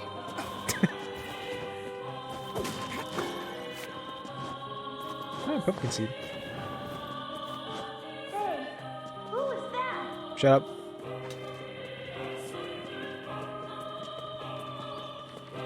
My weapon. Yes. Yes. Yes. Thanks. No. Thank you.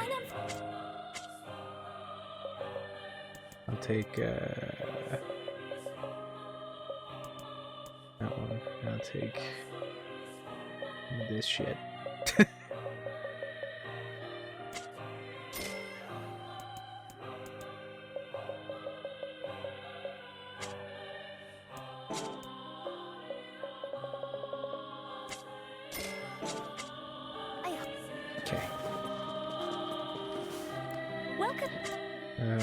You just have... Oh.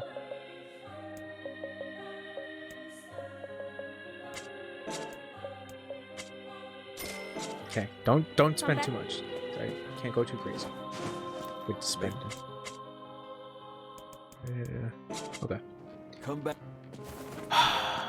Yes! How close are we? 81%, baby! I gotta do that DLC shit. That's right, there was the words of the mother or something like that. I forgot to check that out. We're gonna go check that out. Because that also gives us a weapon and adds some story content.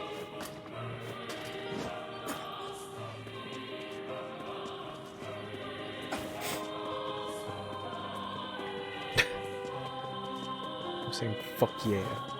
Yeah, baby, let's go.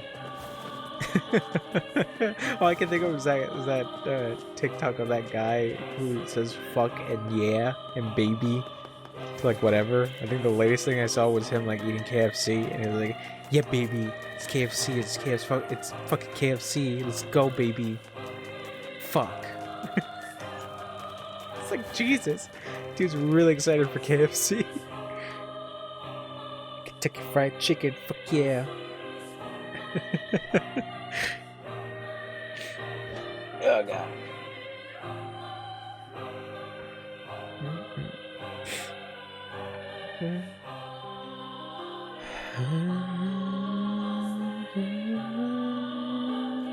Then I have to do some quests and shit. And shit.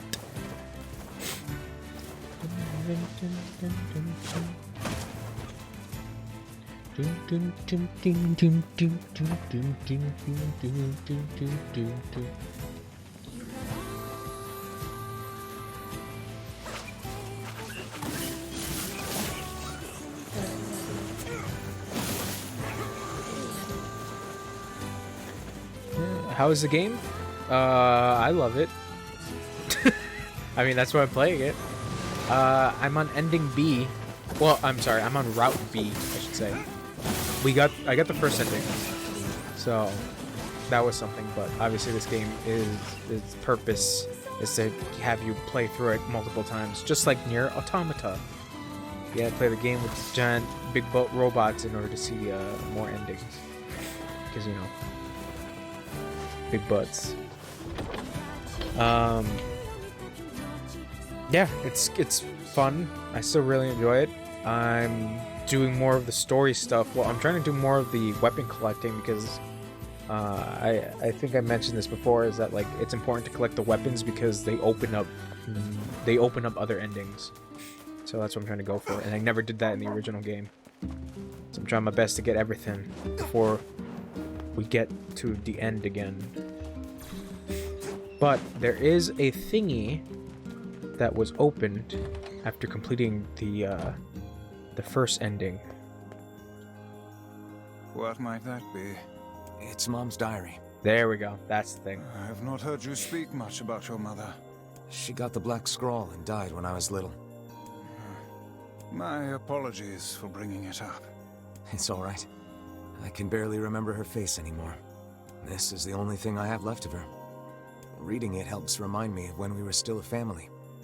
Man, I fucking love this game. Only crazy people dislike this game with a searing passion that they won't even look at it. Crazy people. I see. But the final entries get a little strange. In what way? Well, here, take a look. Ooh.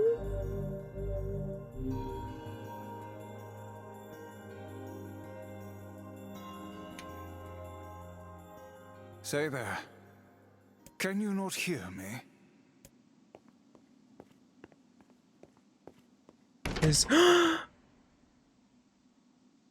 Why are you standing about like a slack-jawed ninny? Sorry. Felt like I was dreaming or something. Sleeping on one's feet is quite the talent indeed. Come now, there's the door. Right. Let's go. Oh, this makes me really sad. Oh, man. Yes. Alright, let's do this part. Damn it, man. That makes me really fucking sad. Well, okay. Wasn't expecting dubstep while making me sad. Recycled vessel.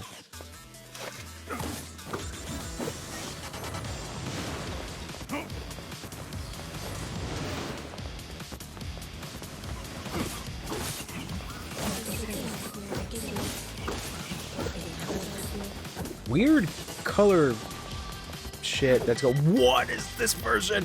Holy shit!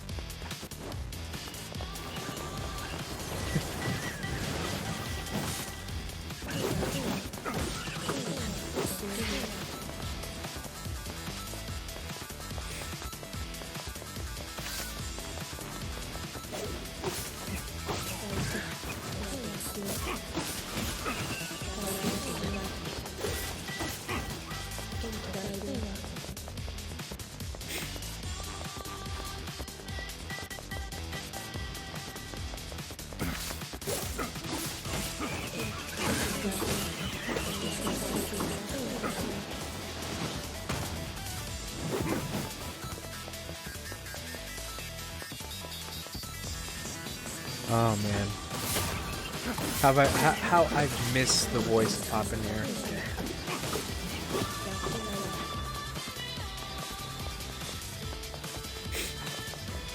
Of Papa.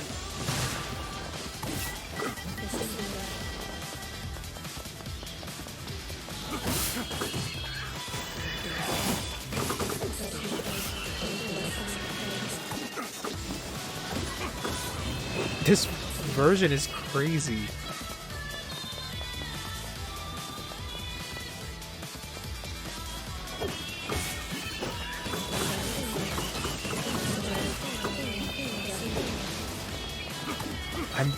What is... Oh. Boss has appeared?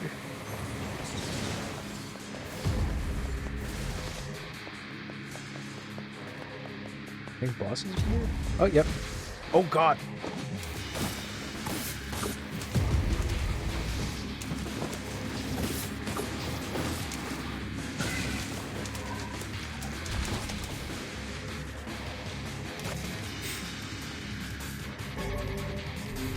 Okay. How many floors is this? Or rooms, I should say. Lost Destiny, a white book, a false truth. Whoa. Also, the shit that's going on in here is really wacky. Just the color shit.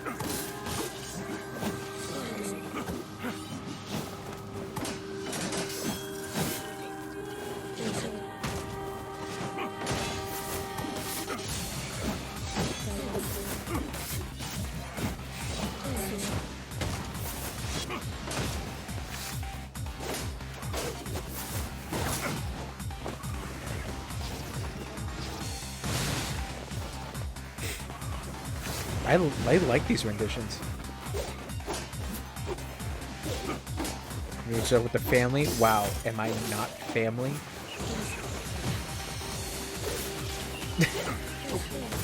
That's fine. You guys should do with the family, that's fine. But am I not family though? It's cool, it's fine, man. I've been hanging out with Papa here. Papa. I miss this son of a bitch so much. Kind of sad that he didn't get a version. Hey, at least I got Ray Chase.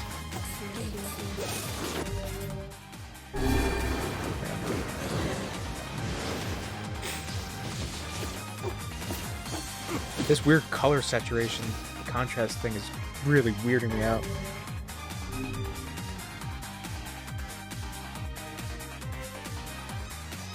Turn my headphones up.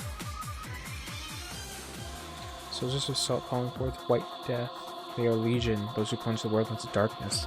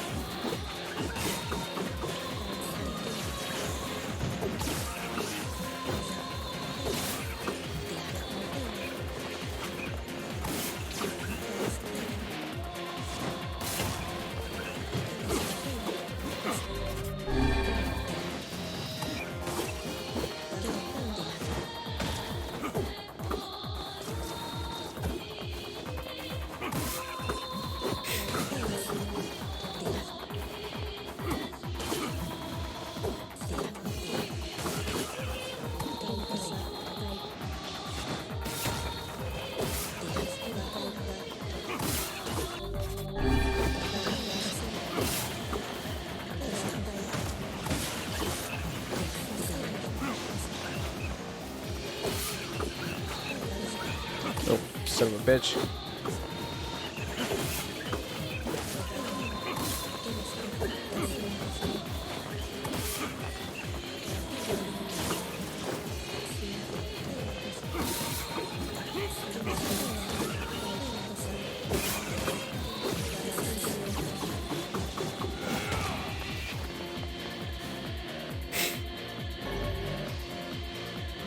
Fool's Embrace.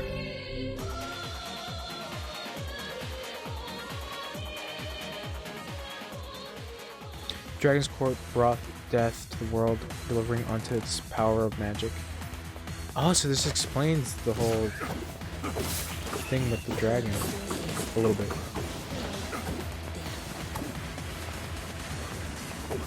I don't know if I like this filter. I'm not really digging it. Especially the fact that I want to see Papa NieR a little bit more.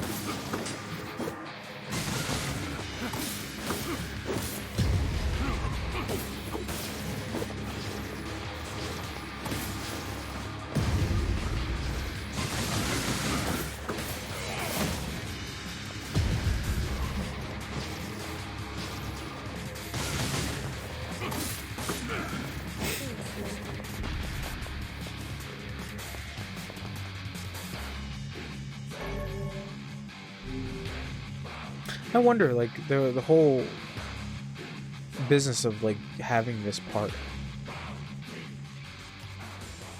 The black sickness stains the future. They journey to return to the soulless vessel. Oh god.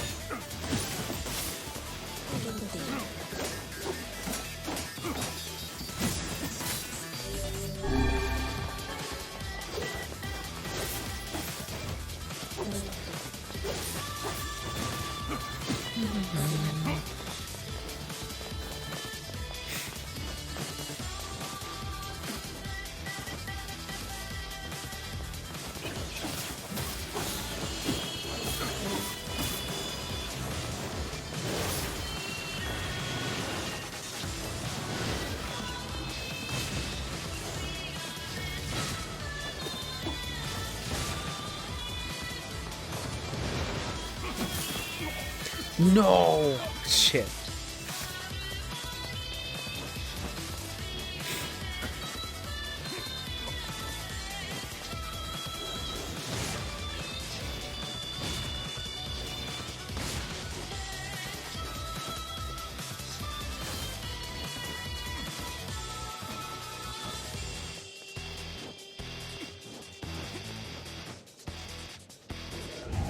Oh god.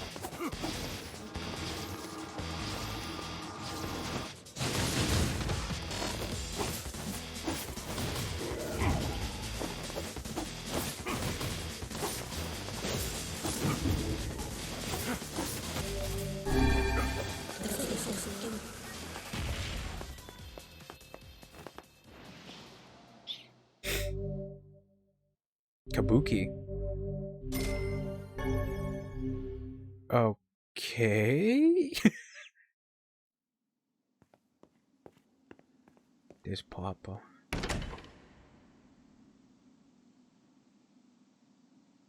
To that door.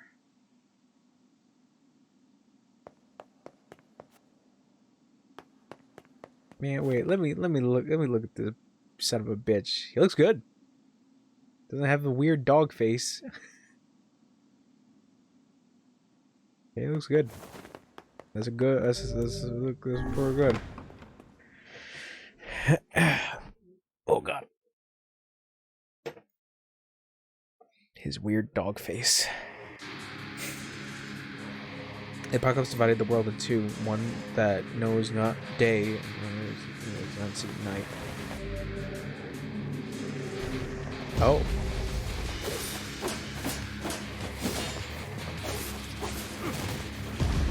Well, good thing I already used my magic.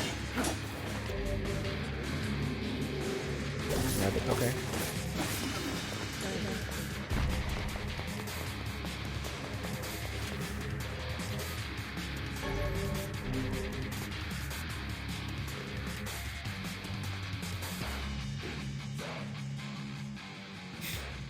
Black and white, 13 packs, the vessel's forms waver as they cross time and space.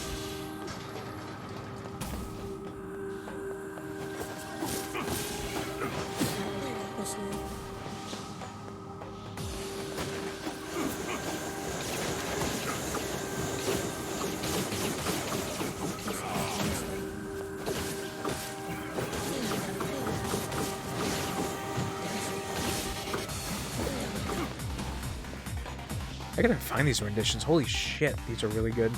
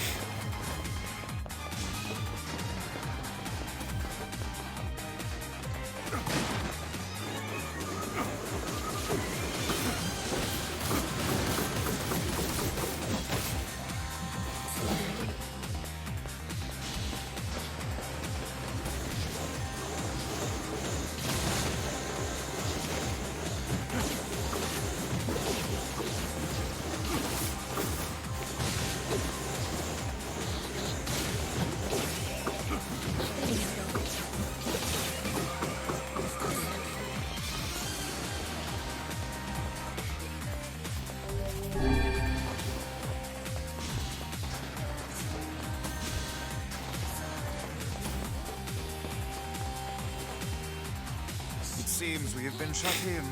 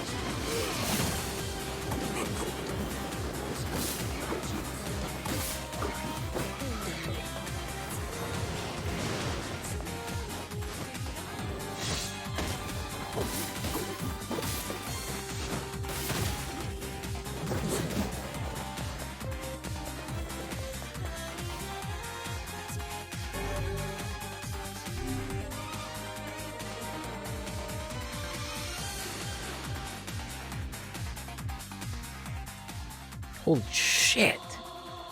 The man of song has been drowned out. It's in his place the scream of screams of inhuman screams? Or screams inhuman?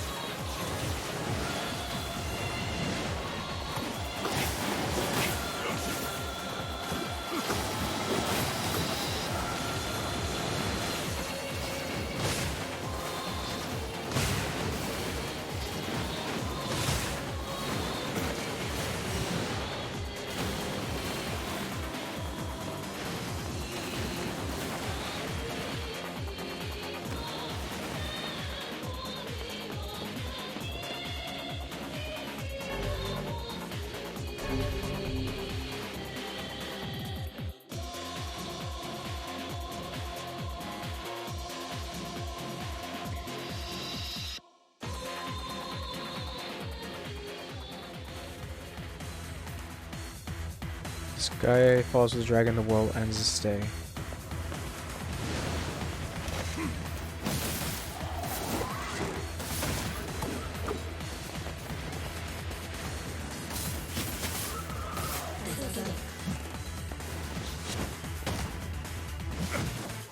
God damn it.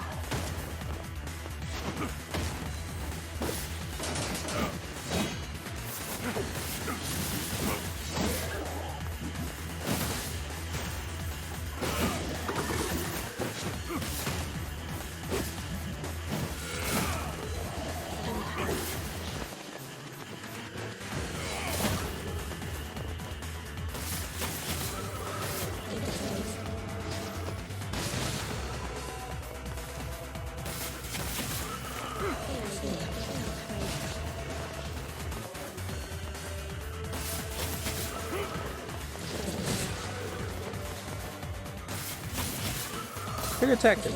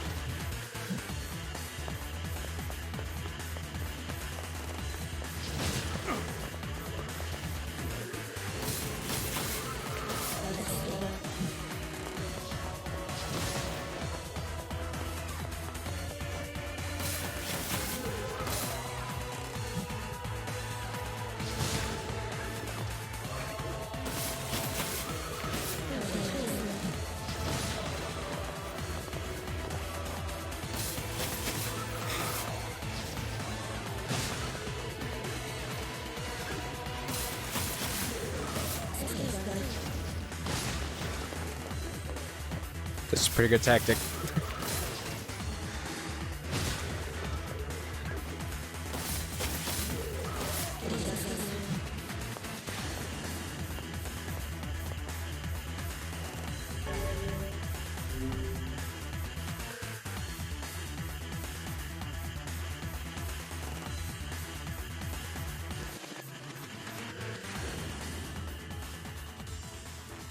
The puppet priest looks the crisp prayers and polishes the vessel.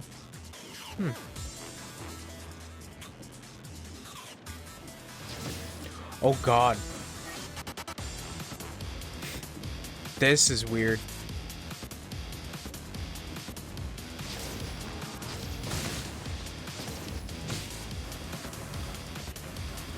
The vassal? You shut your mouth. Also enjoy the sick beats. I feel like this is just missing DJ Khaled. We the best. We the best. Are we truly the best, DJ Khaled?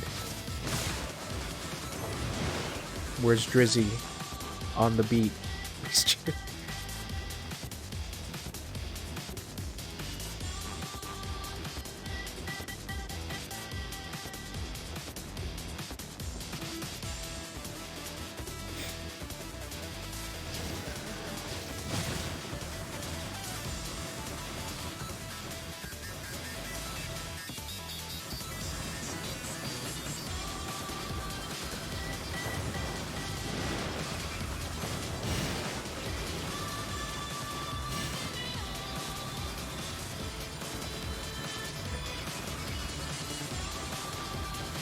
This is weird.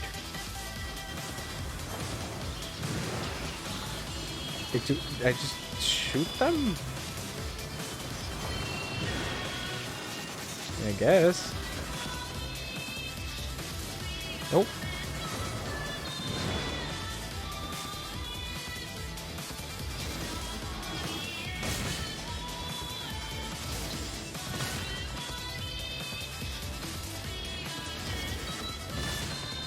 Fuck you. Is all side content now? Kind of? Sort of? Well, I'm just trying to collect the weapons. Apparently this is an important thing to collect the weapons. On top of that, this is a little fun Easter egg kind of thing. Where you get to play as the father version of the main character. Because apparently how this went was that this was a DLC thing that, like, I think in even the United States, I think if you had the Papa version, you get a DLC where you play the brother, and then vice versa for the brother version. So since we have the brother version right now, we're playing as Papa. But this is like a weird DLC thing where apparently these are like memoirs of the main character's mother, or I guess in Papa's perspective, I guess his wife. And what I'm assuming that is going on is that according to the mother's journal, like this weird merging of the two worlds is happening. Or where shit is happening. Big shit is happening. The big dumps. Very cool, very cool. I mean, bro, getting this fucking crazy techno version of like each song. For me, this is fucking nuts. And just to hear the Papa's voice again, it's like, there's like so much nostalgia from that. It's nice to hear his voice. And he looks good. He doesn't look like he has a dog face. They did him dirty.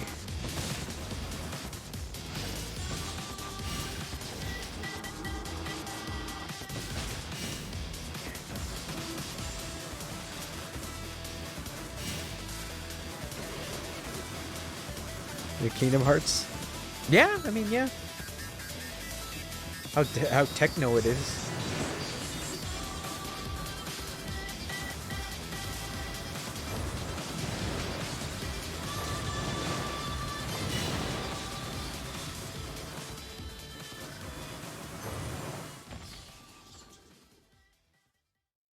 What's that? Oh, I got an outfit. An experience. And gold. So yeah, right now I'm just trying to make sure that I even have like a list open right next to me to like try to get all the weapons. So I think this might be the last one. But look at this. Look at this man. Look at this Papa. His like aging thing is so stupid. So like for Brother NieR, like he looked like a little dumb kid with shorts, and like how you see him now, he's grew out his hair, like he's wearing like this weird outfit, but he looks a little bit better. For this dude, all he had to do was just throw an eye patch. That's how you know that he grew. Eye patch.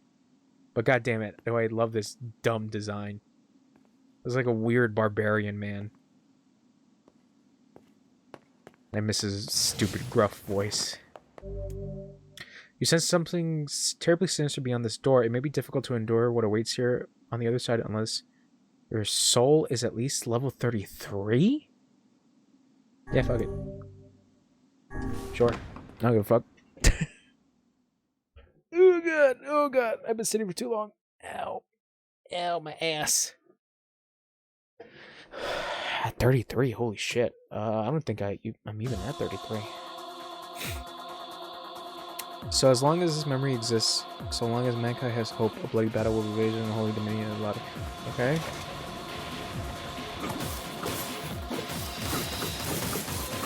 Where the hell are we? Oh, are we in secret? Oh, I'm a little confused.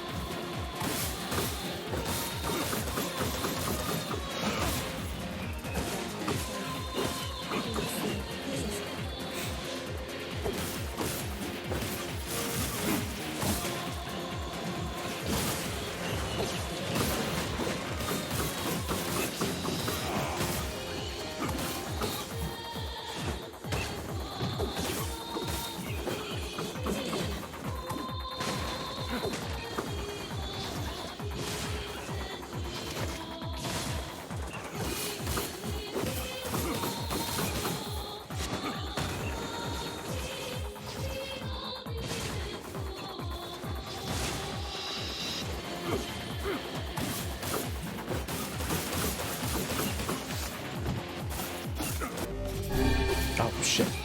I do not want to use that. That's my good healing item.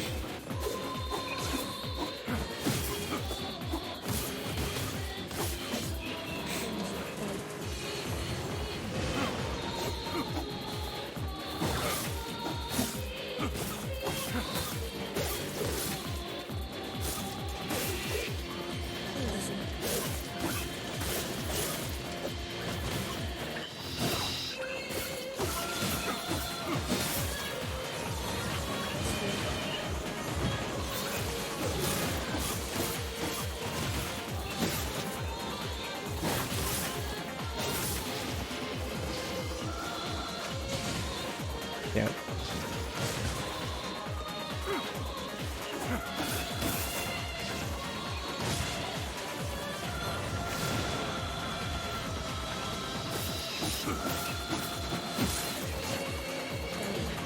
Damn, yeah, these little motherfuckers seem a little bit more tougher.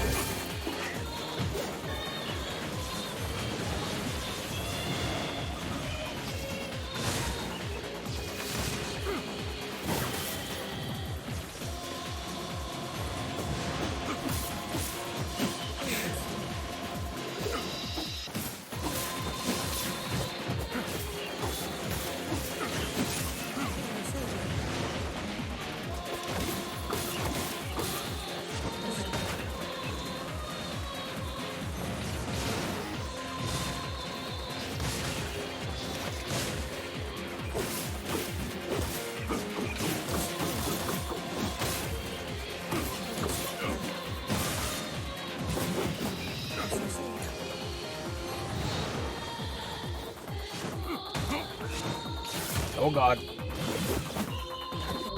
Who's left? I'm probably on there.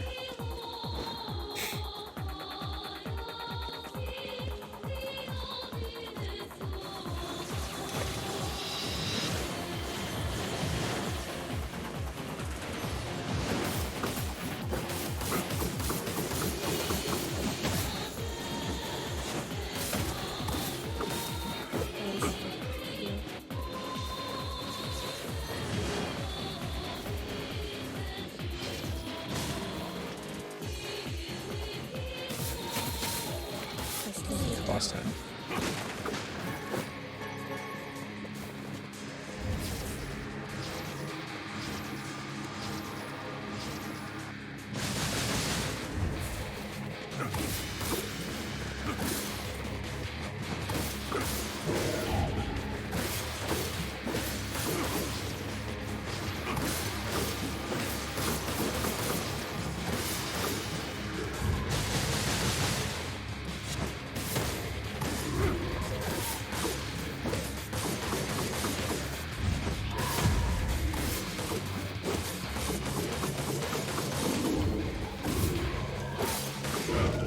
Damn it.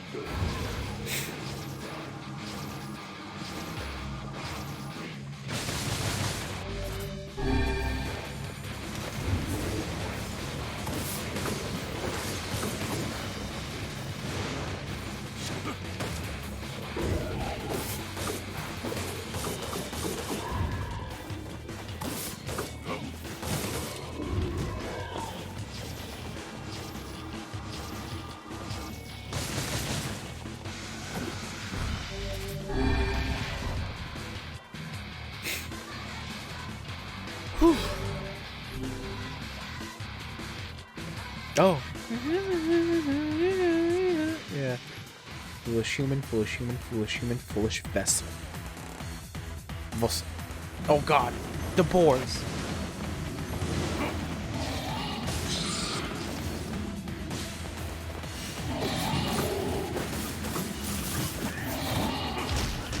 Oh god.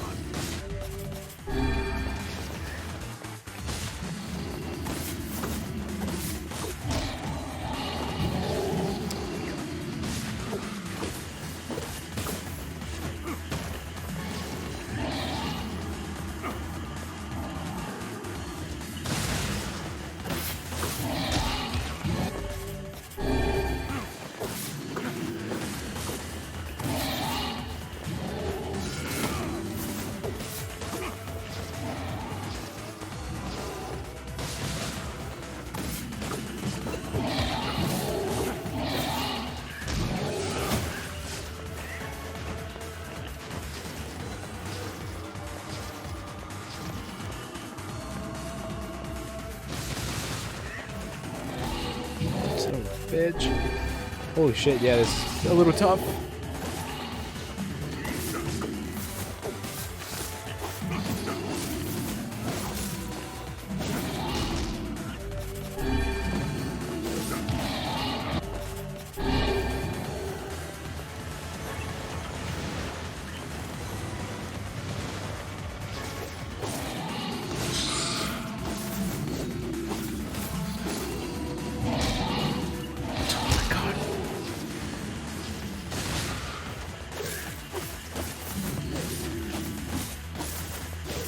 Okay, one down.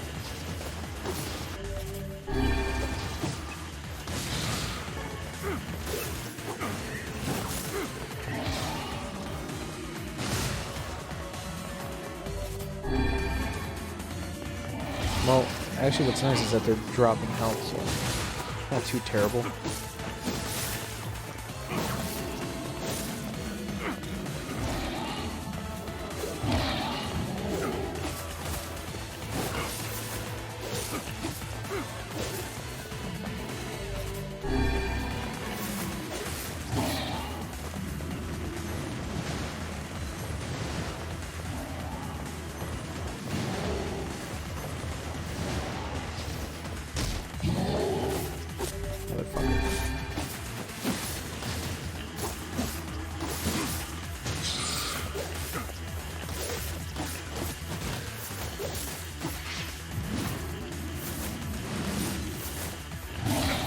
Ah.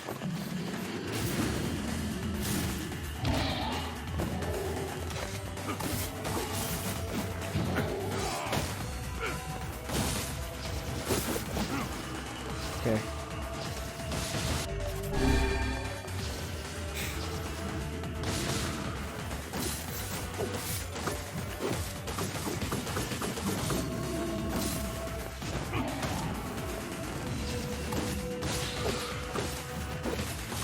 It would be nice to have, like, the ability to see what their health is like.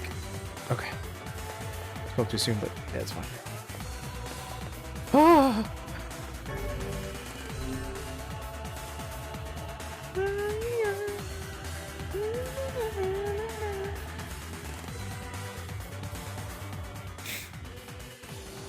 All is paid, all is sacrifice.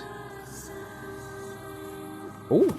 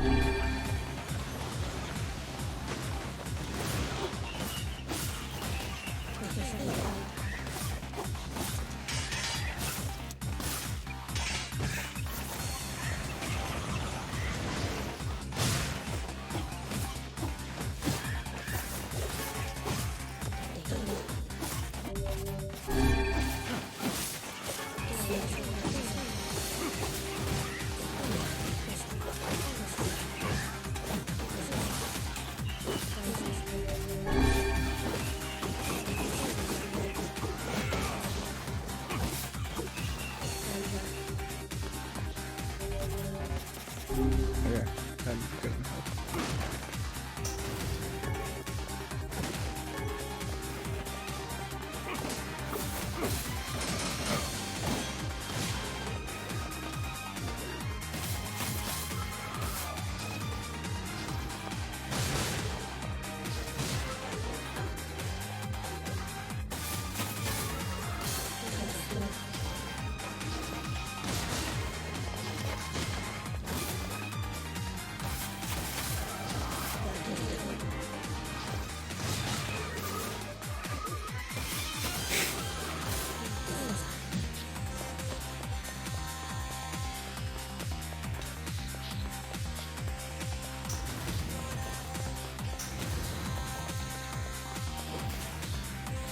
Seems we have been shut in. I wish you could speak a little bit more.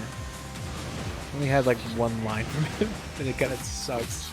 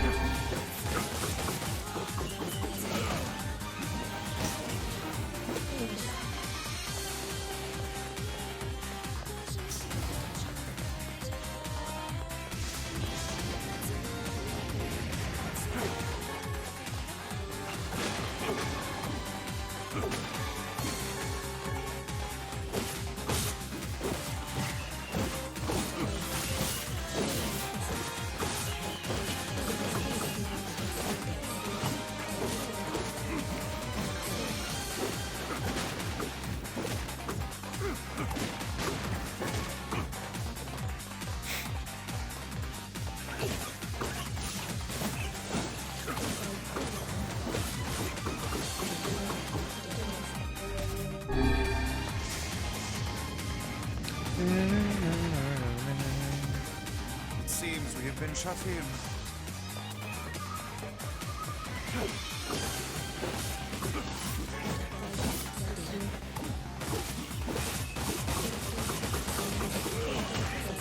Jeez.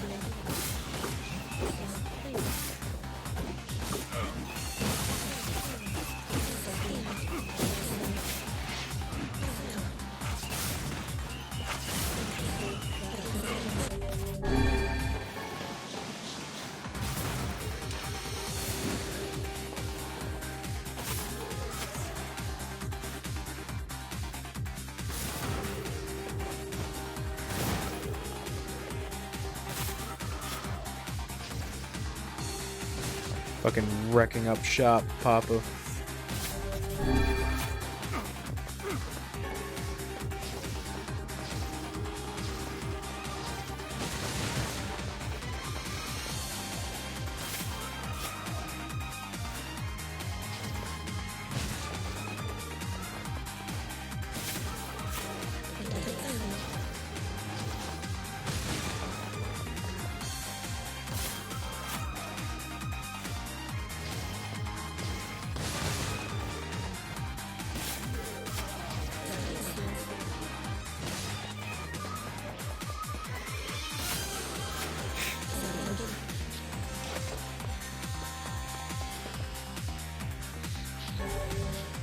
There we go.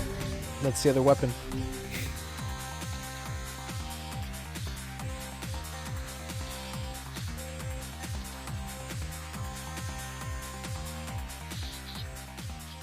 Do not bring back the light, do not bring back the vessel, do not bring back the future, do not bring it back.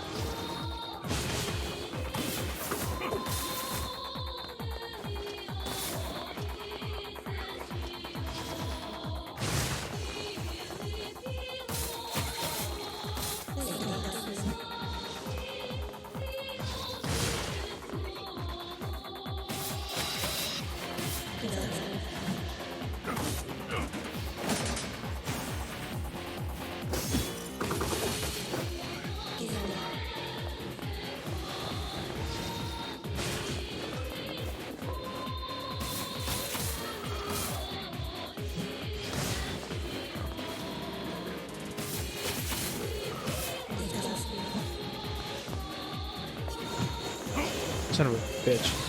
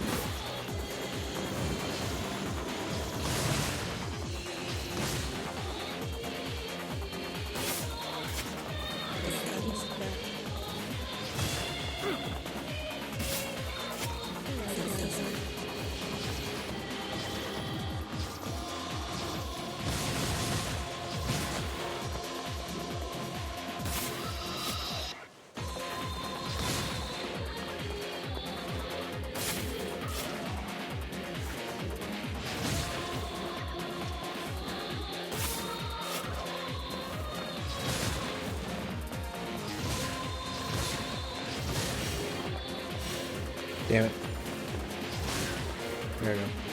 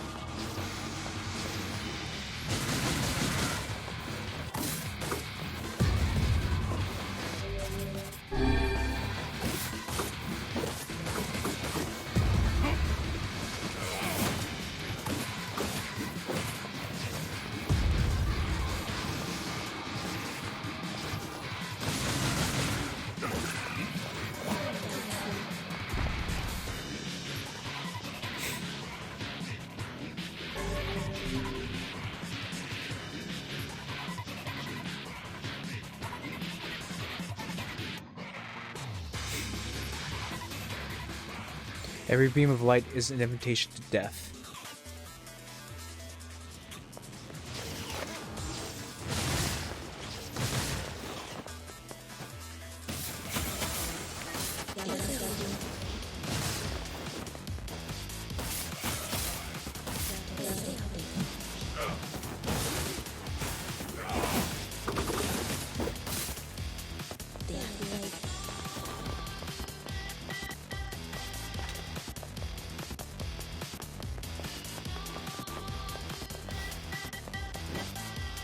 No.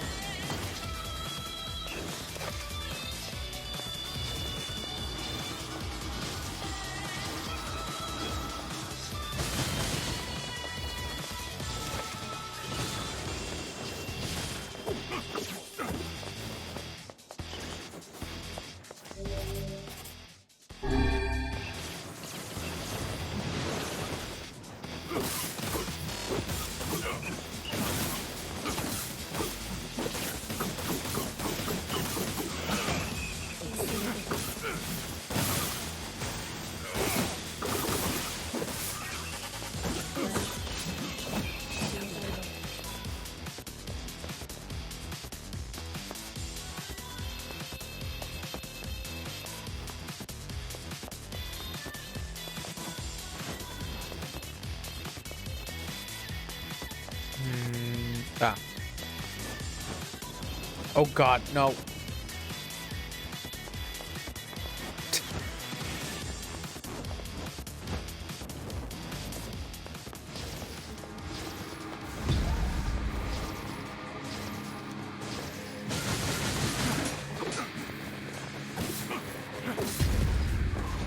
Oh no!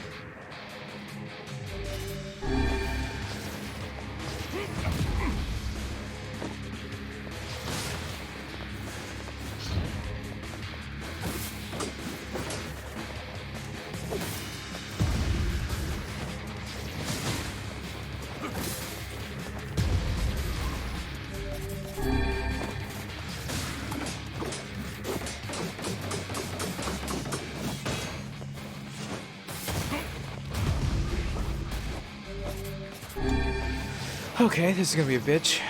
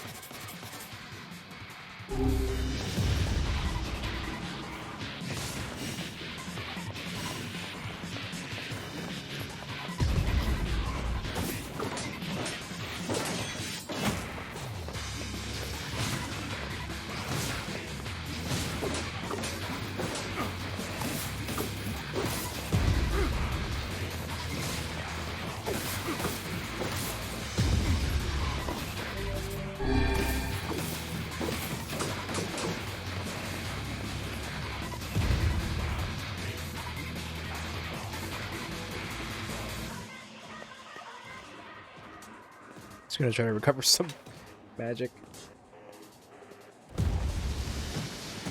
Oh, that went much farther than I expected.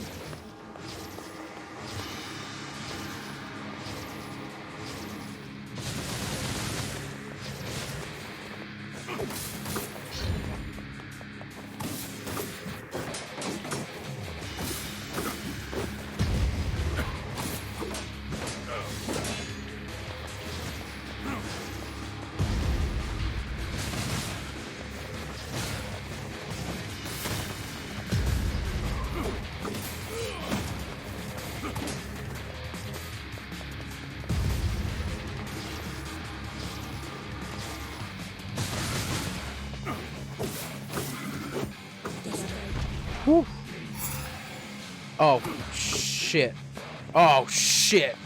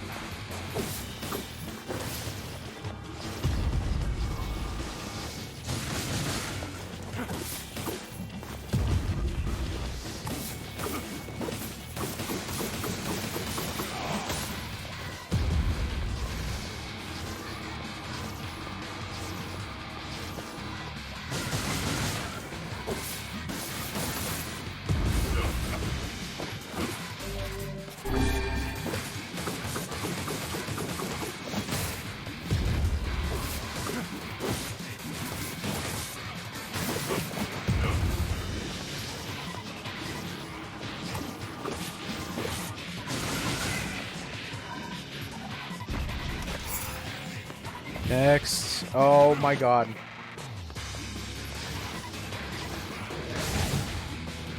Of course it had to be this asshole.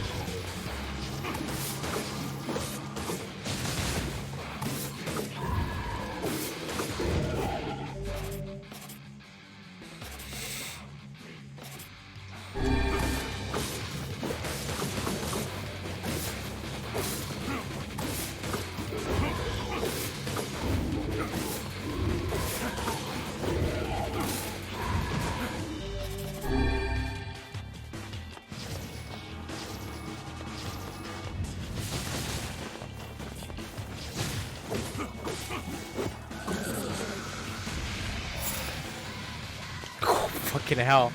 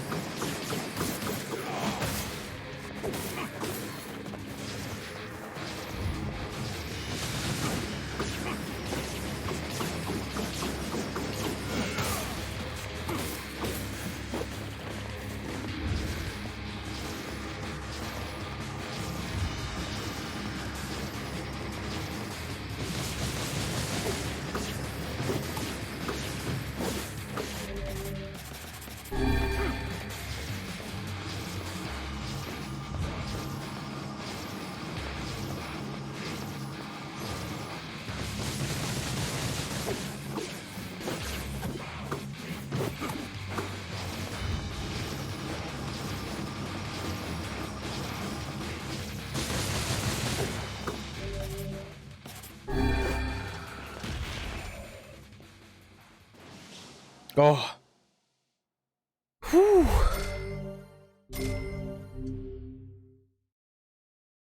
A dreaming vessel in a recycled world. Until the time of its awakening comes.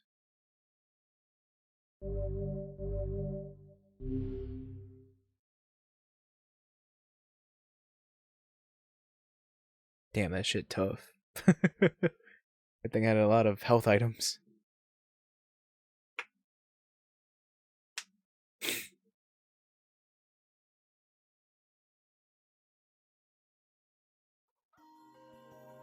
Now we're back. Is that all? Huh? Is that the final entry of the diary? Papa. Seems that way. Interesting. You figure anything out? I fear not. Yeah, I'm not surprised. Huh.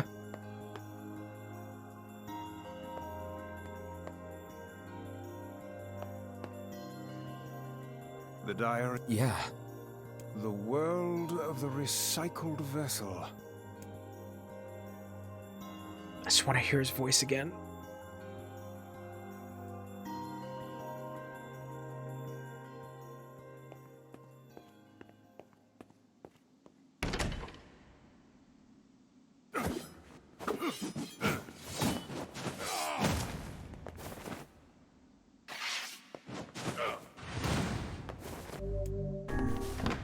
Man, makes me sad, but that's pretty cool though. That's like this weird, like, challenge area. And I gotta look up those mixes. Holy shit, those are really good. They're really, really good. Alright, so we actually got the weapons that are needed, but we still got a couple. Something wrong? I feel as if I've just awoken from a most unpleasant dream. I know what you mean. That happens to me whenever I read it. Oh, actually, there's more dialogue with The this. diary. Yeah. The world. There's more dialogue. I'll just load in and out. Oh my god. Ooh.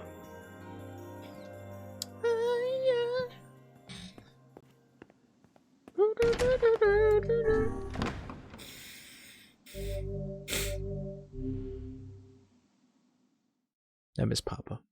I love it when you call me Big Papa. Oh. Oh.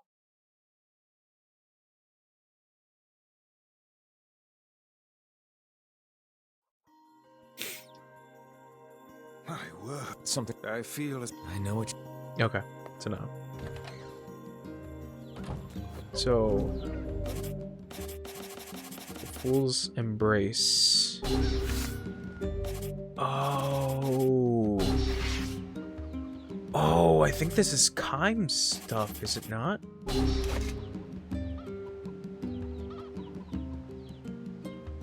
God, these things look hideous.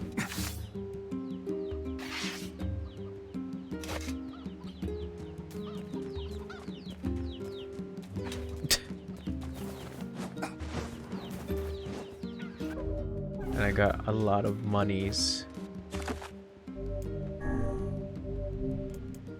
Okay, so I've got some of the weapons.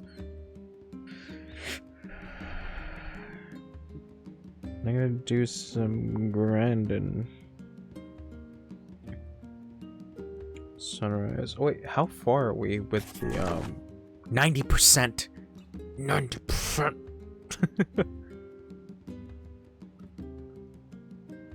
Damage map.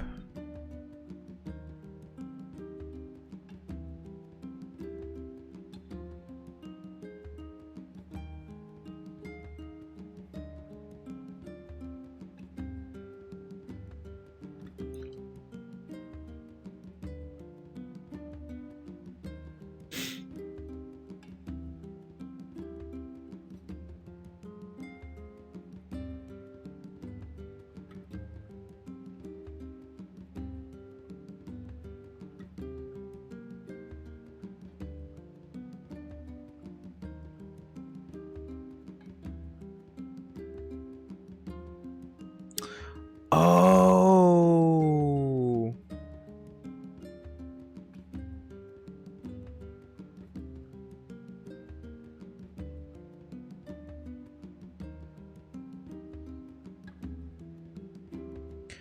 Oh, it's that fucking quest with the... with that shade that appears. But did I not get the thing? Yes, I do have it. Labyrinth's Whisper. So how do I get the other one?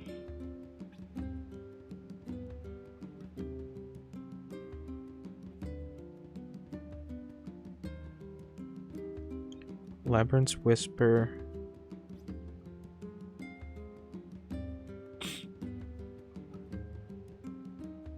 I guess right now we're just gonna be trying to get all the shit.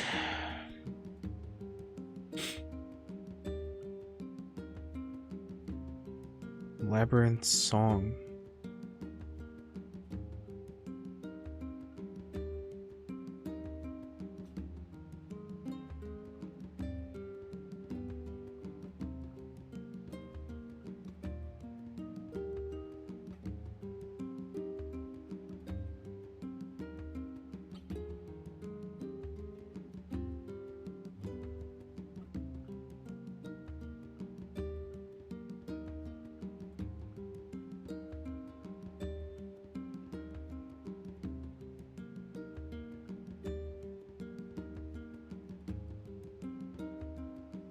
Okay, so I gotta get all the fragments again, and then I can unlock some quests. Alright. Hey. Oh, hi. I kinda thought you'd never talk to us again. I understand you're doing this for the village, and that you don't have a choice. Pretty much, yeah. But look, why don't you go talk to Popola? I think she wanted to discuss the Shadow Lord with you. I'm headed there next. Oh, and Devila? Yeah? Sorry about yesterday. I shouldn't have lost my temper like that. You don't need to apologize. Anyone would be upset when their friends are hurting. Let Emil and Kaine know that we're sorry, alright? Alright. Let Emil and... Alright. Dun,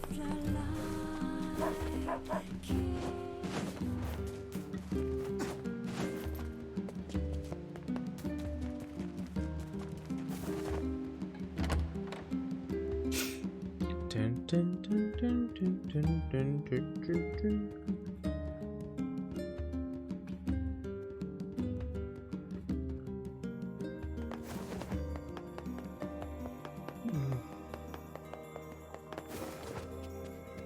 We collect all the parts again. Popola? Oh, Look, I want to apologize for stop. You didn't do anything wrong. Yeah, but neither did you. You're just trying to protect the villagers. And I jumped down your throat for it. It's very kind of you to say so. Regardless, please don't let it trouble you. Ahem. I believe there was something you wished to discuss with us. Oh, right. Yes, about that. You know about the lost shrine, right? The temple where I was first discovered. That's it. Well, it seems that the Shadow Lord's lair is connected to it somehow. Oh ho.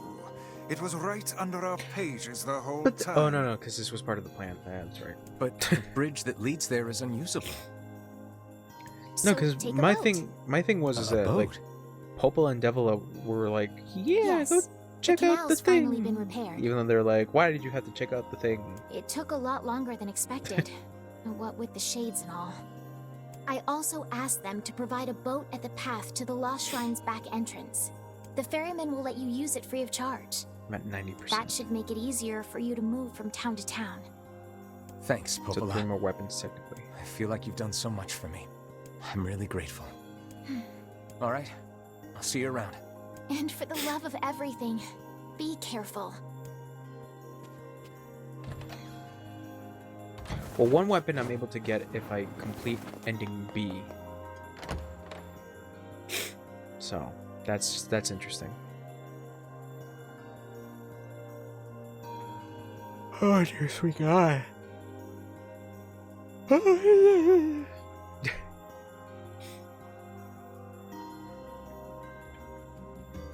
The path above the entrance to the shopping district should lead to the boat landing. How excellent to know the canal is finished. Hopefully this puts our days of running all over behind us. The faster we can move, the faster we can save Yona. Let's use it as often as we need. I have to buy some shit. I worked it.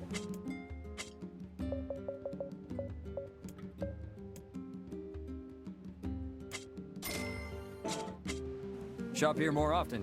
Man, I'm bushed.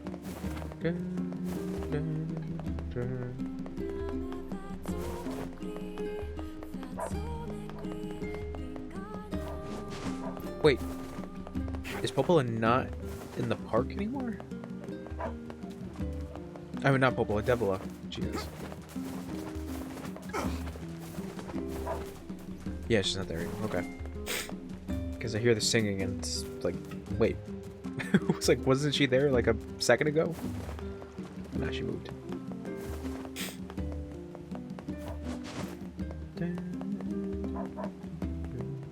So I have to head back to the Lost Shrine, get the pieces, and yep.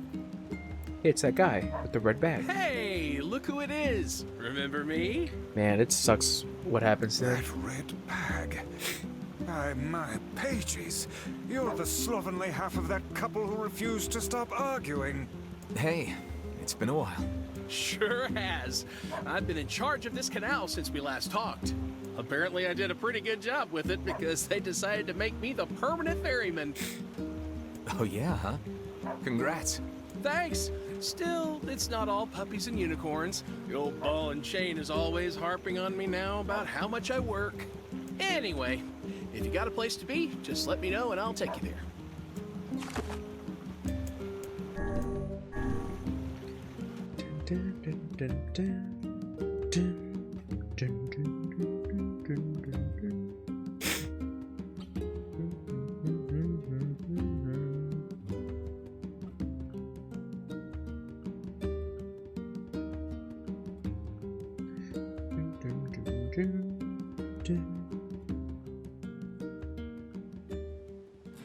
lost shrine's up ahead, just past this cave.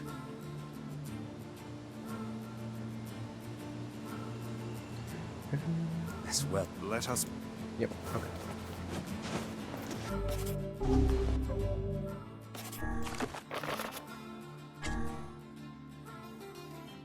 What level am I? 28. Oh wow. List.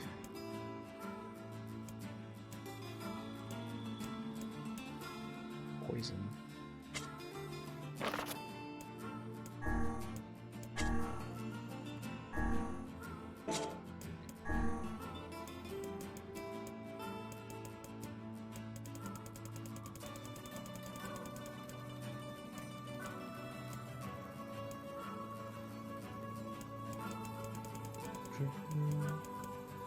Final break.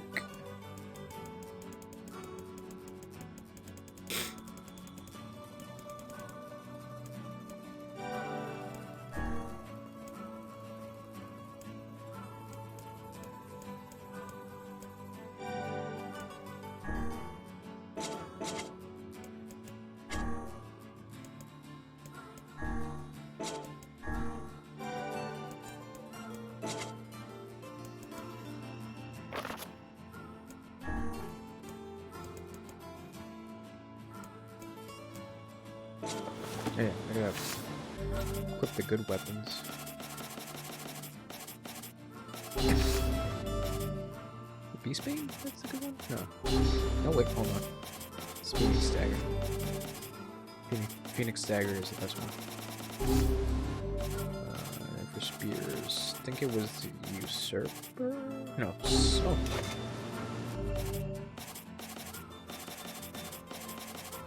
Oh, no, never mind.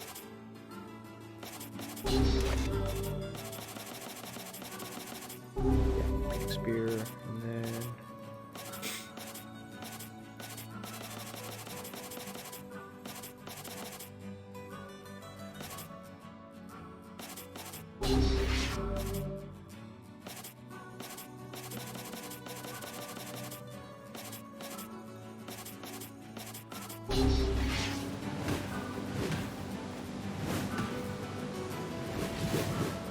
God, that sword looks super dumb.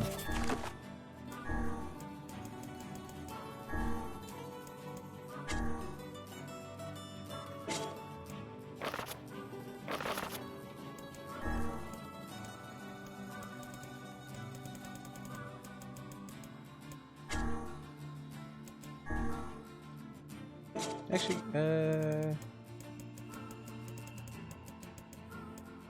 was alignment. What is the Phoenix Spear, right? I have equipped.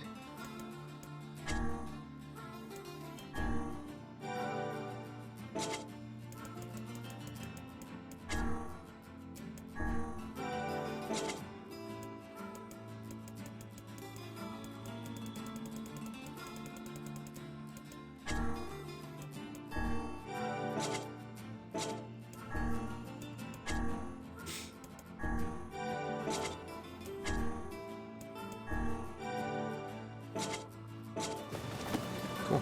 Never really played around with that. Now that I realize.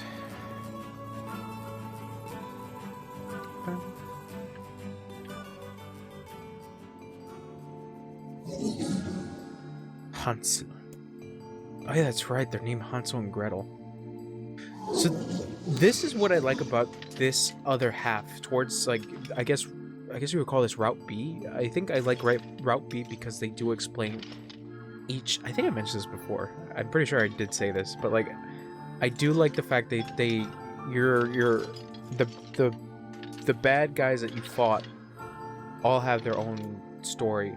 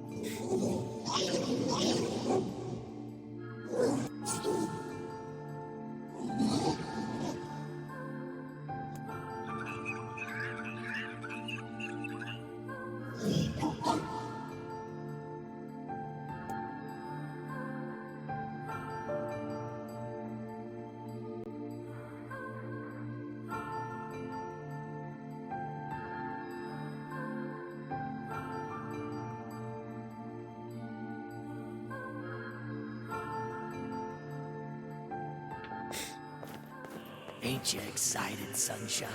We Oh, finally there's get to Tyrion. bathe in blood. Don't talk to me.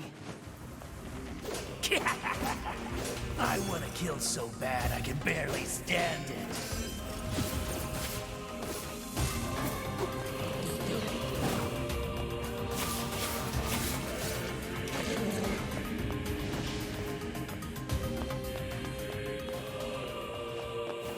Okay, this would also be the part as well. Okay, yeah, that makes sense too.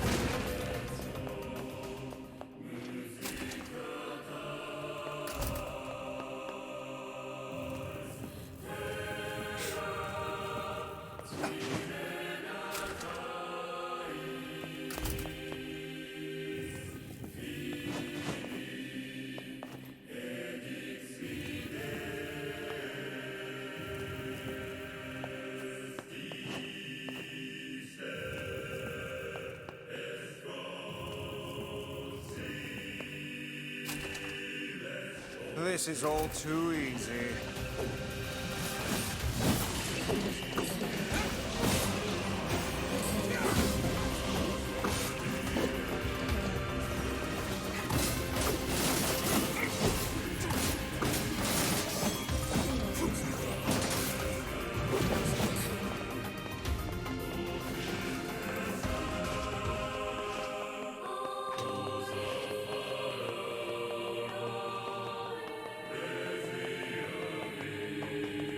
Nope, I get it. Go here.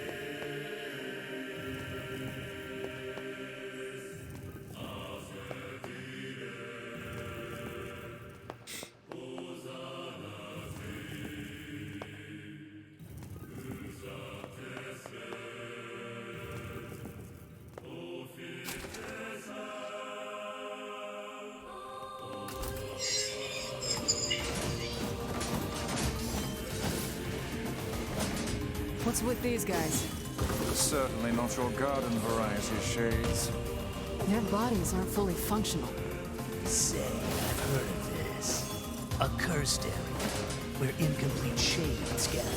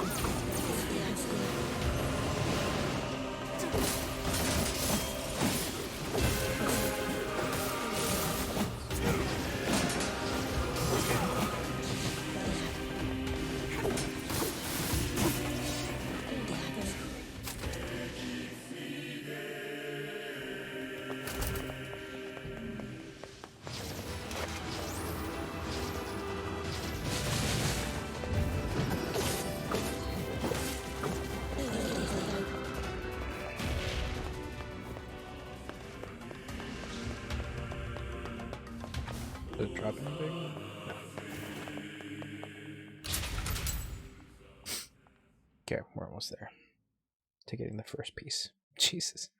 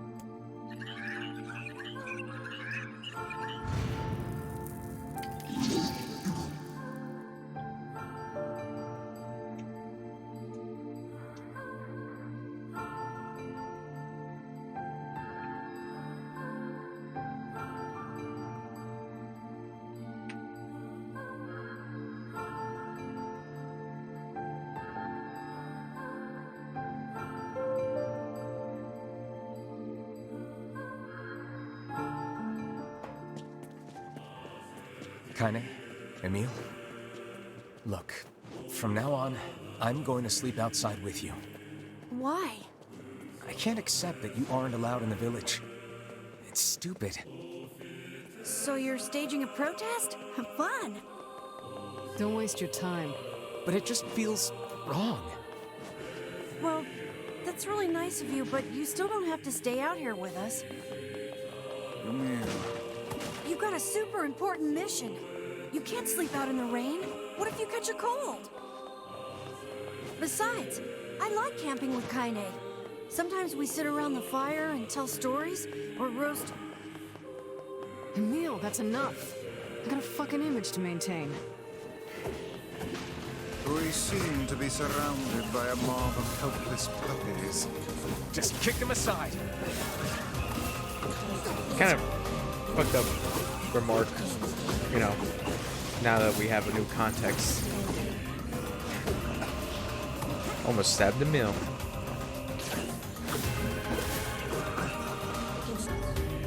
This is... Oh, are they now all dead? Nope.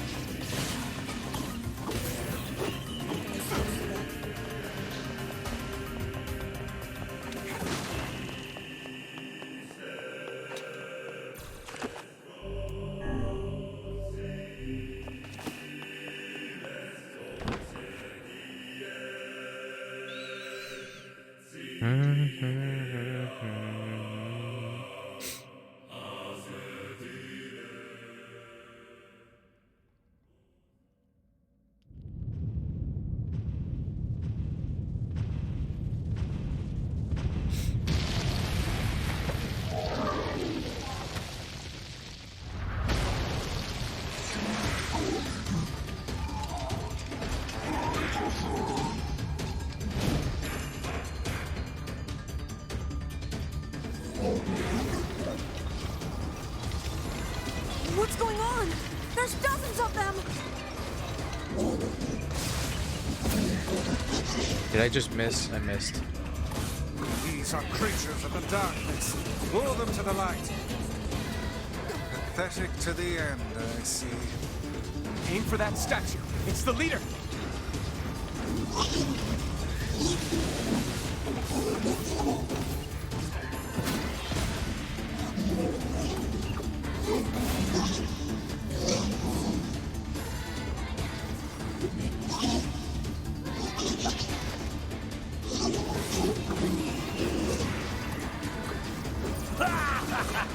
Oh, you're funny. I'm gonna start crying.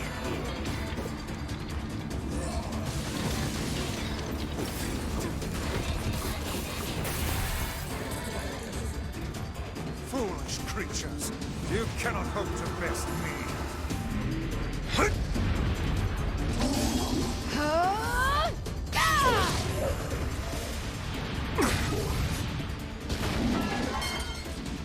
Have you felled the beast?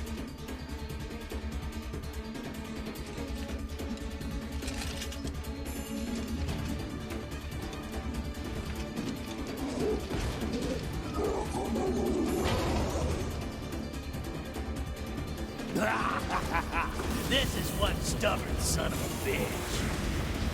Damn it, damn it, damn it! Hey there, sunshine. You ain't feeling bad for this freak, are ya? Ain't no turning back now. You gotta lust for blood, embrace the slaughter. All we know is the thrill of battle. Ain't that right, Kaine?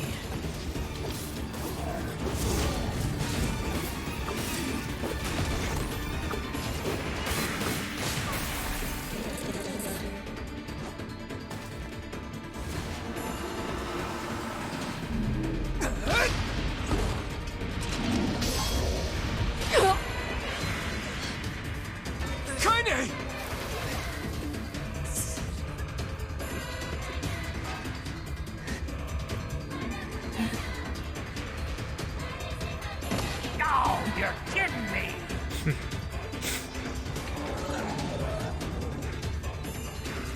Kaine!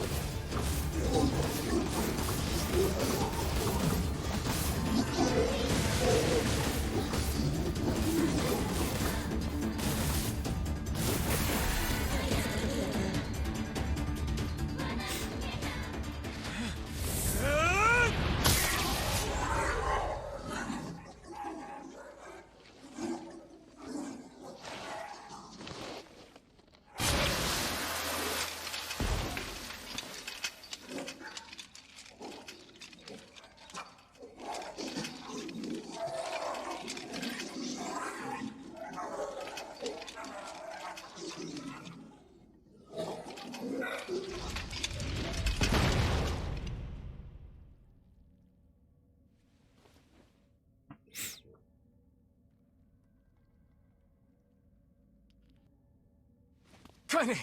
Are you alright? Kaine! I fear there is little we can do for her. No! Kaine!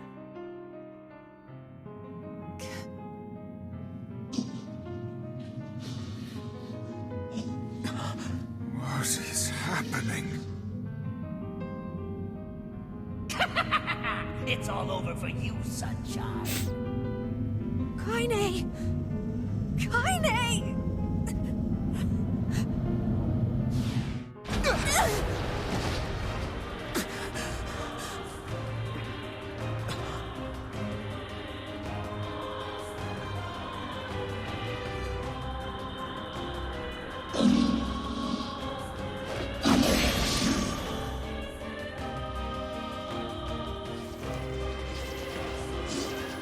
It's Kaine's shade! With no other choice, we must strike it down. Kaine! Come back!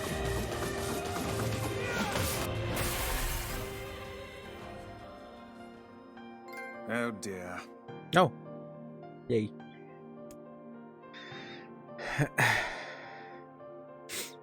Kaine! Kaine! Kaine! I couldn't hold it back. I can't be with... We're always going to be together, Kaine. If you transform again, we'll just stop it again. As many times as it takes. I don't care how tough it is. We're gonna get you back. I like sleeping outside because I'm with you, Kaine. I'm able to ignore my appearance and keep going because of you. I'm weak, and I'm sad, and I'm lonely. But you make me strong. You're my friend, and I need you. So don't you dare leave me!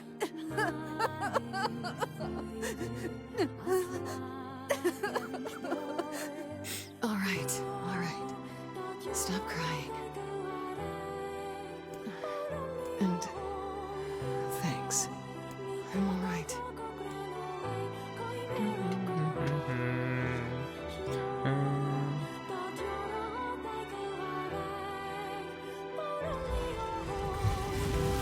Over there.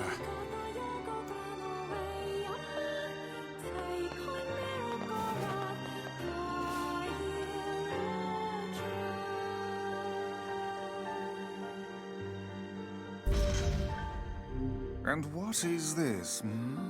It's me. It's got some kind of writing on it, but I don't know what it says. How remarkably useless of you. Well, let's go ask Popola.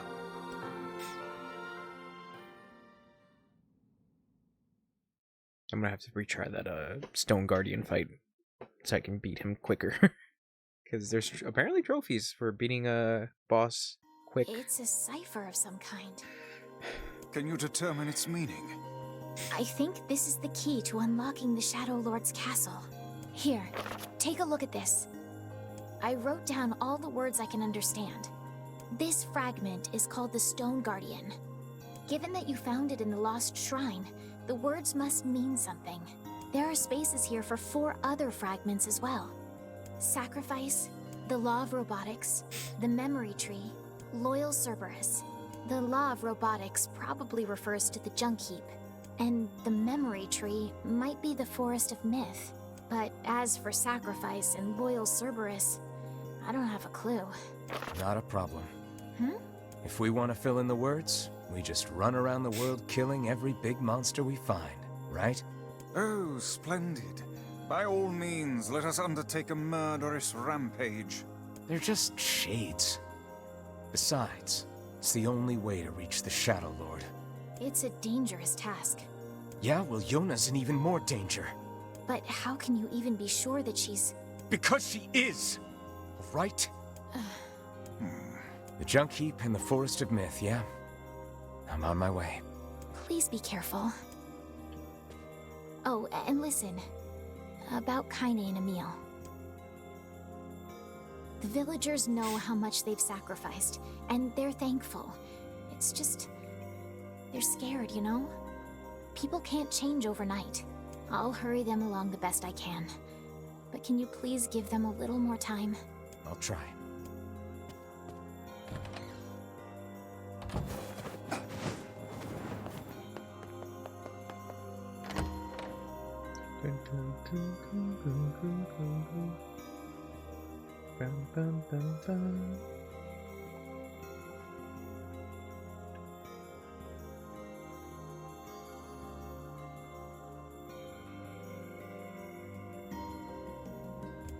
Forest Myth. Popola said we might be able to find something in the forest. You will forgive me. Yeah, Forest Myth we're gonna do, but we're gonna do it the next stream. Try to do an afternoon stream so we get more time with the game, so I can do some cleanup as well. We're gonna save in this one. Okay. Alright, so it's late. Thanks for hanging out with me. I'll be back later. Bye-bye. Bye-bye.